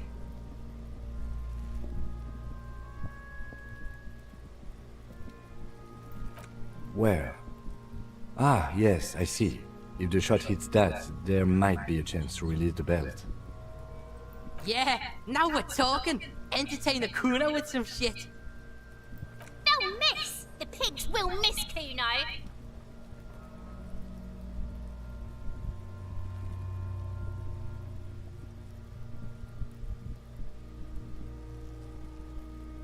The lieutenant's brow is furrowed. He appears too deep in concentration to even notice what you said. I'll blow his head off. Take it! Take it! Yeah, take the shot. Cuno wants some of that shit. Silence. With his elbow sharp, the lieutenant unzips his jacket and produces a lightweight firearm. He drops a paper cartridge in the barrel, separates the scouring stick, and gives the cartridge 5 tucks, securing it in place. That's a Kiel A9090 Armistice, mass-produced muzzleloader, ascetic, frugal, one of the most common firearms in the world. He then steps back and assumes the fellow's Stess position, taking aim. The corner of his eye twitches. His finger is on the trigger. He's gonna fucking miss! The kid's voice is drowned in a shrill blast that echoes off the walls of the surrounding tenements. A cloud of smoke slowly parts in the air as the lieutenant steps back and says to himself, God damn it. A lot of things were wrong with that shot. The fellow Stess was the wrong choice. His shoulders were raised, but above all, he cannot trust his eyesight. Fucking idiot! Mookaba asshole! Cuno could have hit it easy, but then Cuno's not fucking handicapped, is he? No, we are lucky as it is. We didn't break anything, and the victim remains uncompromised. Any more mistakes could put us in an unfortunate position with the locals. We have eyes on us. I didn't... Cuno's sorry too. The lieutenant doesn't say a word, just looks at the gun. I have to say, it's beginning to look unlikely we can get him down without assistance. You know, you don't feel like too bad of a shot yourself. It's bad as it is. Us shooting firearms like punks. Go ahead. I'm not stopping you. Just... They only have one gun! This is the sorriest pair of pigs Cuno's ever seen. Yeah, take it, you fucking banana pointer. Take it and The cold piece of bakelite and gunmetal is surprisingly light. Your fingers fit right through the guard, instinctively resting on the trigger. You've held this, an A9 armistice, before. At some point, it probably used to be your choice of firearm. It's... The fuck are you waiting for, Cuno? Tell him to shoot himself in the mouth! The buckle comes into focus in your sights. You stand with your feet planted firmly in the ground and your left hand supporting your gun arm. Why don't you just shoot yourself in your mouth? At least you won't miss. Your field of view narrows. The branch slowly moves, becoming entirely two-dimensional.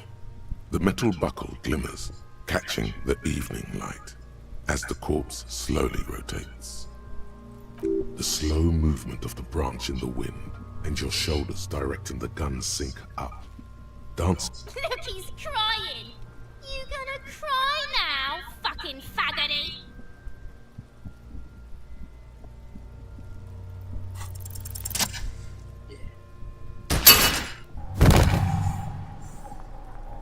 The buckle explodes into tiny pieces, coming loose with a whir. With your hand numb from the recoil, you look at the body slump down. For a moment, the man appears to kneel in front of you.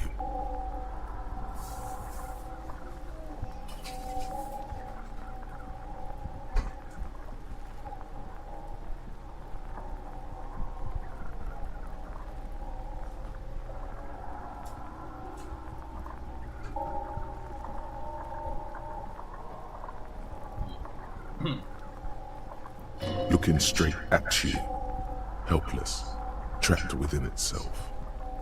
Communism.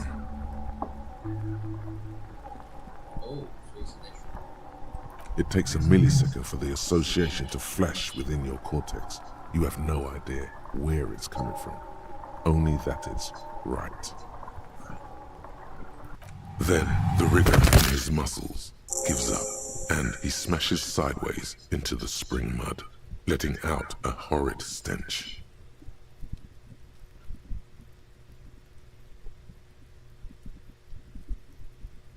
Fuck you, Kurpale!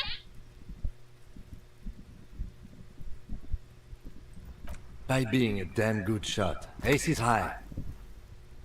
The Ace is High, a custom invented by the aerostatic brigades during the revolution, is used to celebrate success in Revachol, especially in sports. The gesture is spread across the world, despite the defeat of the revolutionaries themselves. You could add an Ace's Low to it, if you like, by turning your back after the high and waiting for another.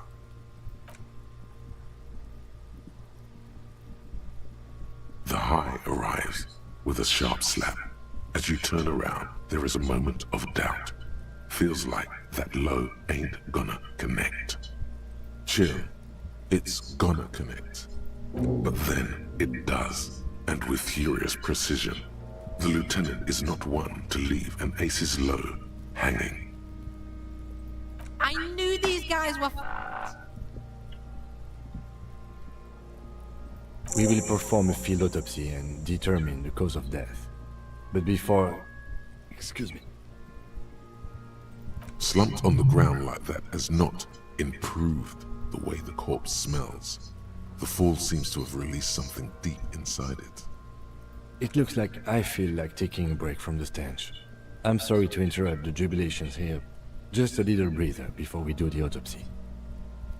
In the meantime, we should locate the representative of the logistics company. My preliminary information suggests the Wild Pines have sent a strike negotiator to wrangle back control from the Union. I bet she has a fresh perspective to offer us.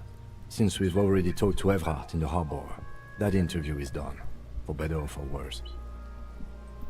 Yes, and those were the interviewees. Let's go.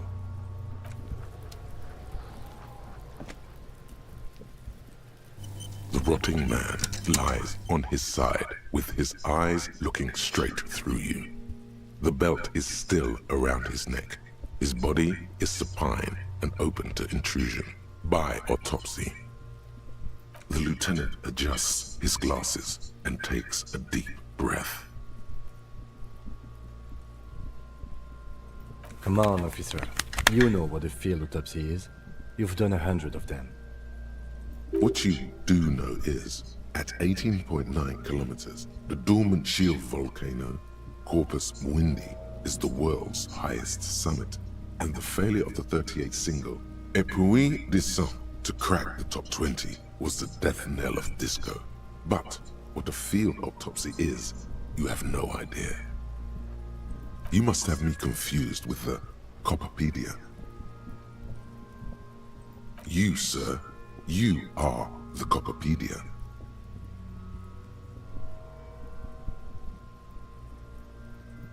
There truly is a time for everything, even for yellow gardening gloves.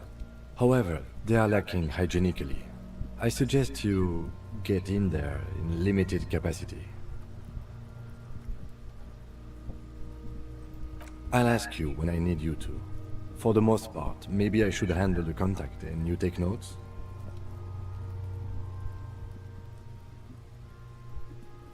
Yes, you see, the field autopsy form is the one on red copier paper. The dead man stares in silence as you crack open the ledger. The bright red paper is covered in boxes and lists, describing the condition of his skin and organs in 3 parts. Above those, an 11-field info form needs filling out first. It begins with, That's you. the corpse is indifferent to your scribblings, just lies there. The next box says, KK57 dash next NA NA. Roughly 50. Dry 40. The damage is so extensive, it's better to err on the young side. He nods. Mondial. Fair to olive-skinned, from the Isola of Muindi. This is as vague as it gets. You might as well say whitish. The pudgy mess of curdled meat looks neither mondial nor anything other. Fucky! Male. Pigs could have sex? Nor does he look male, with his pregnant belly and indistinguishable face. We're still going with March 4th. 51. What else? 9. Body identified by is non-applicable. 10. Case number is the same as the coroner's case.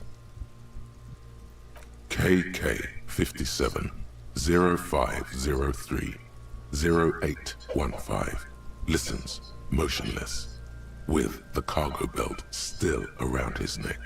Only one box remains. None.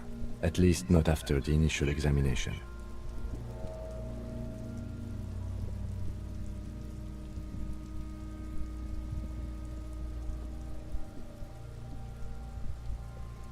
Interfering with the body's position or wounds post-mortem.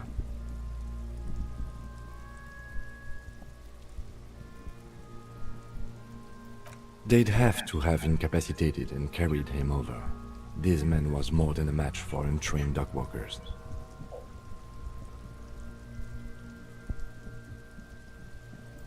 Your central nervous system recognizes this gesture. It's the stations of the breath. Ecclesiastic, religious in nature, a holdout from pre-DeLorean burial rites.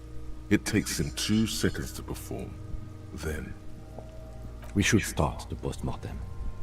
The corpse cannot feel Kim's hand on his chest. It no longer meaningfully interacts with its surroundings. A thicket of boxes and lists on red copier paper tries to answer why. Clothes. The deceased wears armored boots and white briefs. The make of the briefs is Babrodin, I think. Let's see. See, it's happening. Babrodin, yes. Inexpensive. size M, color white. The disappointment is palpable. The red-haired thing was expecting something more lurid. The boots are ceramic, vitreous enamel. They are fused to his skin from blood flowing downward post-mortem. Removal of the boots is left for processing. The boot has a serial number. It's E50.100.100. The lines between the plates are in the shape of the alphanumerical. The number is purposefully concealed by the design. Tattoos.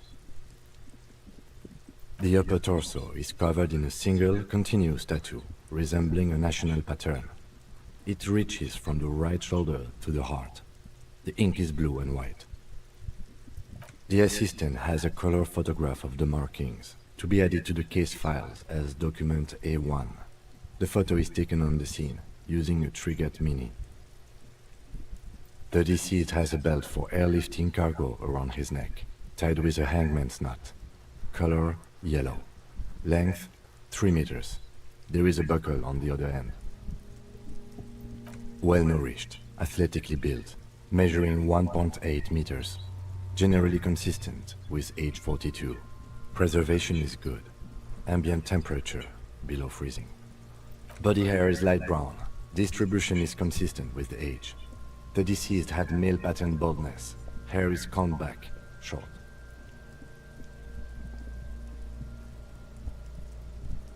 The hair under your latex fingers feels cold to touch, wet.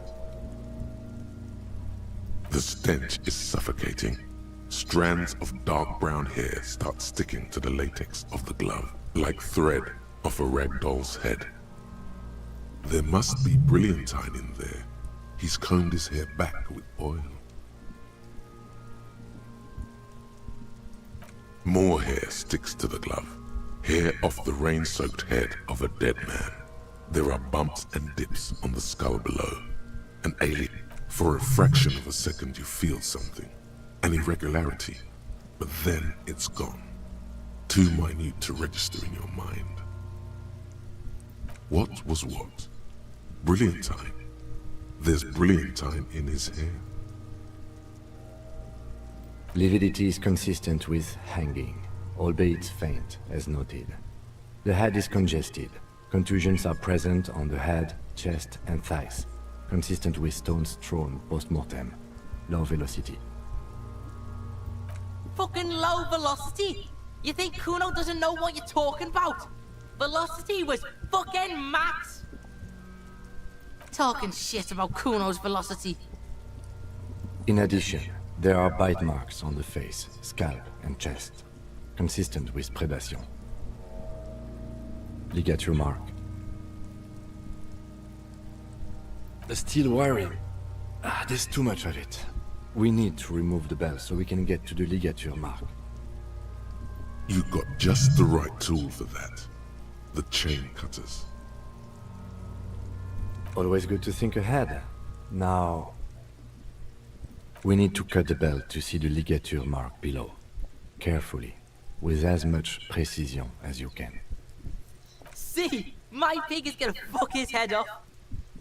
No, he ain't. Your pig's a boring fuck. The belt is equally tight around the whole circumference of his neck, swelling over the edges like white bread rising from the east. The knot is the weak spot. The chain cutters fit in there, steady now, like a flower arranger. 2 cuts and it should come loose. After some deliberation, you sink the cutters into the knot tying the belt together. You squeeze the rubber handles together, sweat forming on your brow. Snap! The knot is slashed. Another cut and the belt falls apart like a flower bouquet, revealing the dead man's neck and the dark red ligature mark around it.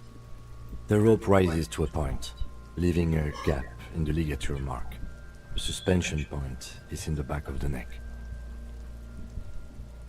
Hemorrhaging is observed on the skin, above and below the ligature mark. The mark is well pronounced, consistent with a drop from 1 or 1.5 meters. Chest is intact, normal contour. Abdomen is protuberant, pelvis intact, genitalia... No! Let's get out and see! I fucking knew it! Genitalia is male and unremarkable. No evidence of injury. The dead man's penis is average-sized, congested from the downward collection of blood. The testicles are uneven in length, hanging underneath. The genitalia is greenish. Marbling is present around the crotch. Back is symmetrical and intact. Upper and lower extremities are intact, but asymmetrical. There are combat injuries on the right hand, thigh, and hip. In addition, I see smaller, residual scars, too numerous to count, covering about 30% of his skin. From wounds sustained over 2, maybe more decades, dispersal and accumulation indicates long and active combat duty. We have a real museum here. Of battles, wars. Last item, hands. The hand feels heavy, filled with decay liquids, like it's ready to explode if squeezed hard enough. You're suddenly repulsed, so much so you feel compelled to drop it. Hands are clean. No sign of injury from struggling.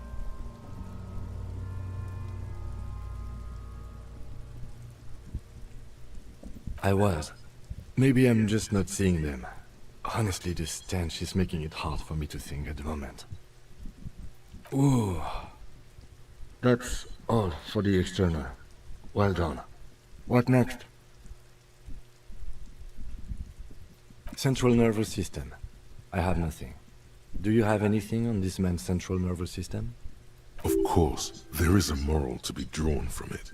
A moral to this story.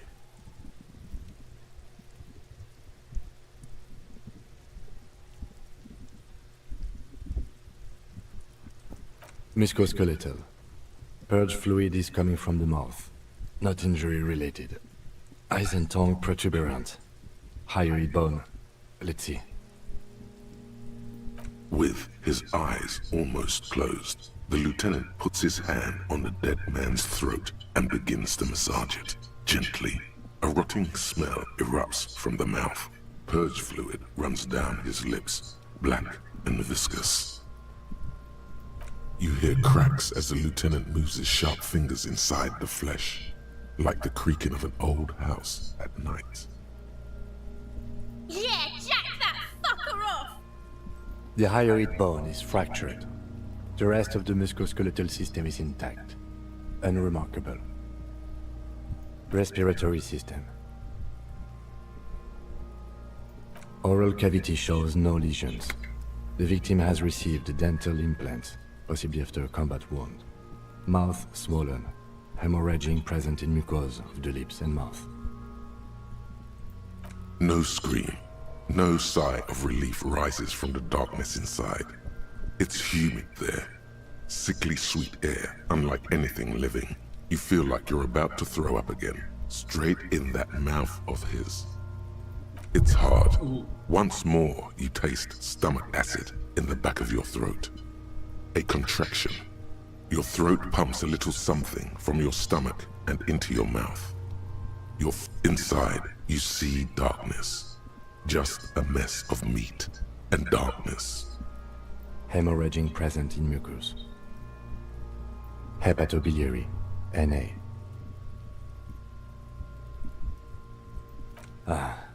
Are you a hepatobiliary expert? Hepato means liver, and biliary, the gallbladder and bile ducts. Same for toxicology and serology, NA. Cardiovascular. The body exhibits heavy lividity. Blood has gathered in the hands, feet, and neck. Hypostic. Gastrointestinal. This will do. Digested semi-solid food in stomach. Voila.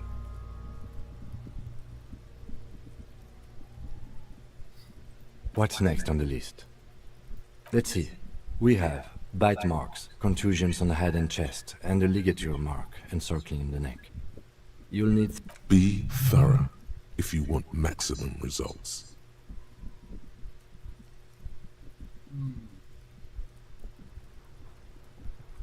Head, chest, and scalp bite mark injuries.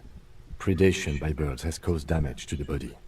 Odontologist does not need to be consulted. And your opinion, officer?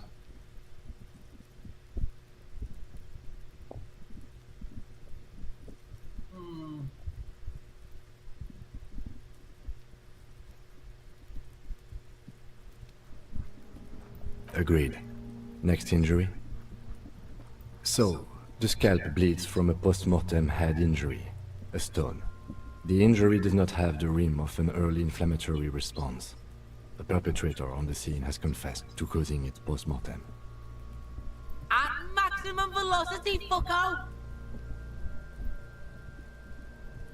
Has confessed to causing it at maximum velocity. Coagulated blood sticks to his scalp and chest, where the countless stones have hit the dead man. Beneath, the description of injury. 2 boxes. Right. Next. A dark red abraded ligature mark encircling the neck, with a gap on the nape measuring, let's say, 7 centimeters. The hyoid bone is fractured, the cervical column intact. I see hemorrhaging on the skin, above and below the ligature mark. Depth of the mark, 1 centimeter. No signs of clawing on the neck. Below the note, 2 customary boxes wait to be ticked. The man's head jerks to the side. The ring around his neck is visible. Think for a moment. There's time. Don't rush.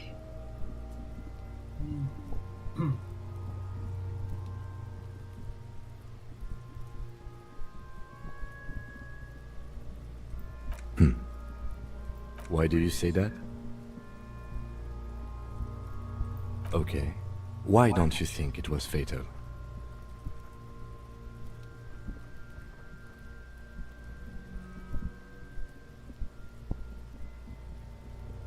Honestly, I'm not sure there weren't marks on his wrist.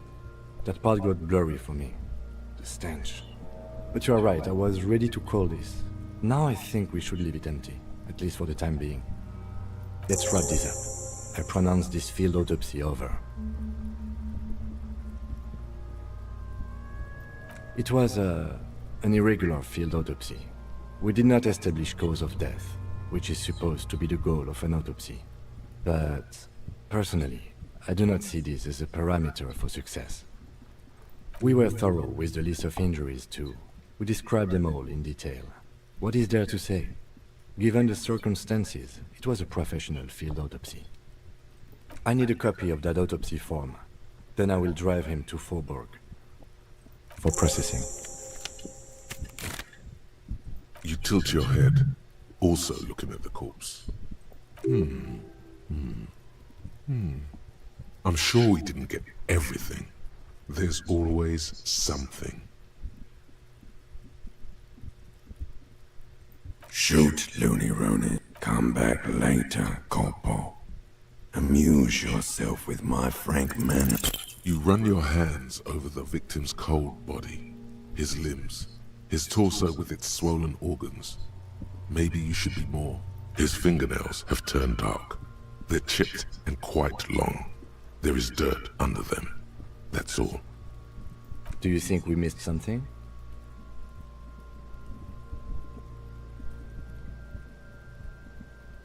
Okay, well, we are in livor mortis here. He is disintegrating. We need to refrigerate the body if we want to conduct another examination, and we need to do it fast. It would have to be industrial in size. Let's start by asking Gart at the Whirling in Rags and the Fritz store down at the gates. If they don't know, but only... Fuck are you looking at, Beano man? You want a piece of the Cuno? Wanna get fucked? Only if all else fails. Cuno looks like he gets around. Knows Martinez. And its fridges too, probably. Hurry. This is one task we cannot sideline. With every hour, whatever we are looking for will become harder to find. If you think so, officer, I need a little help for carrying him to the holding pen of my... It's too late to take him into processing today. I'll take him.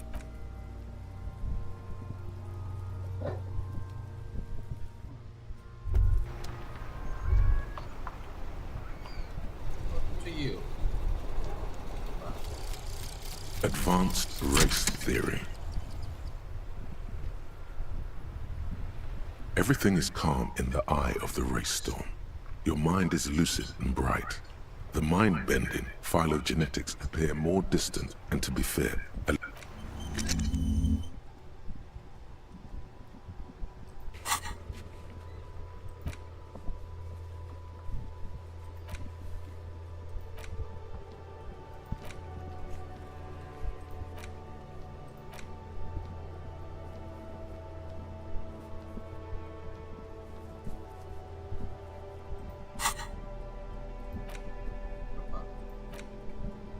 an intricate web of blue lines stretching. The pattern still kind of has an ethnic feel to it, but nothing familiar. For you to discover, you've gotten as far as you will without assistance. Someone who knows about history could tell you. Gone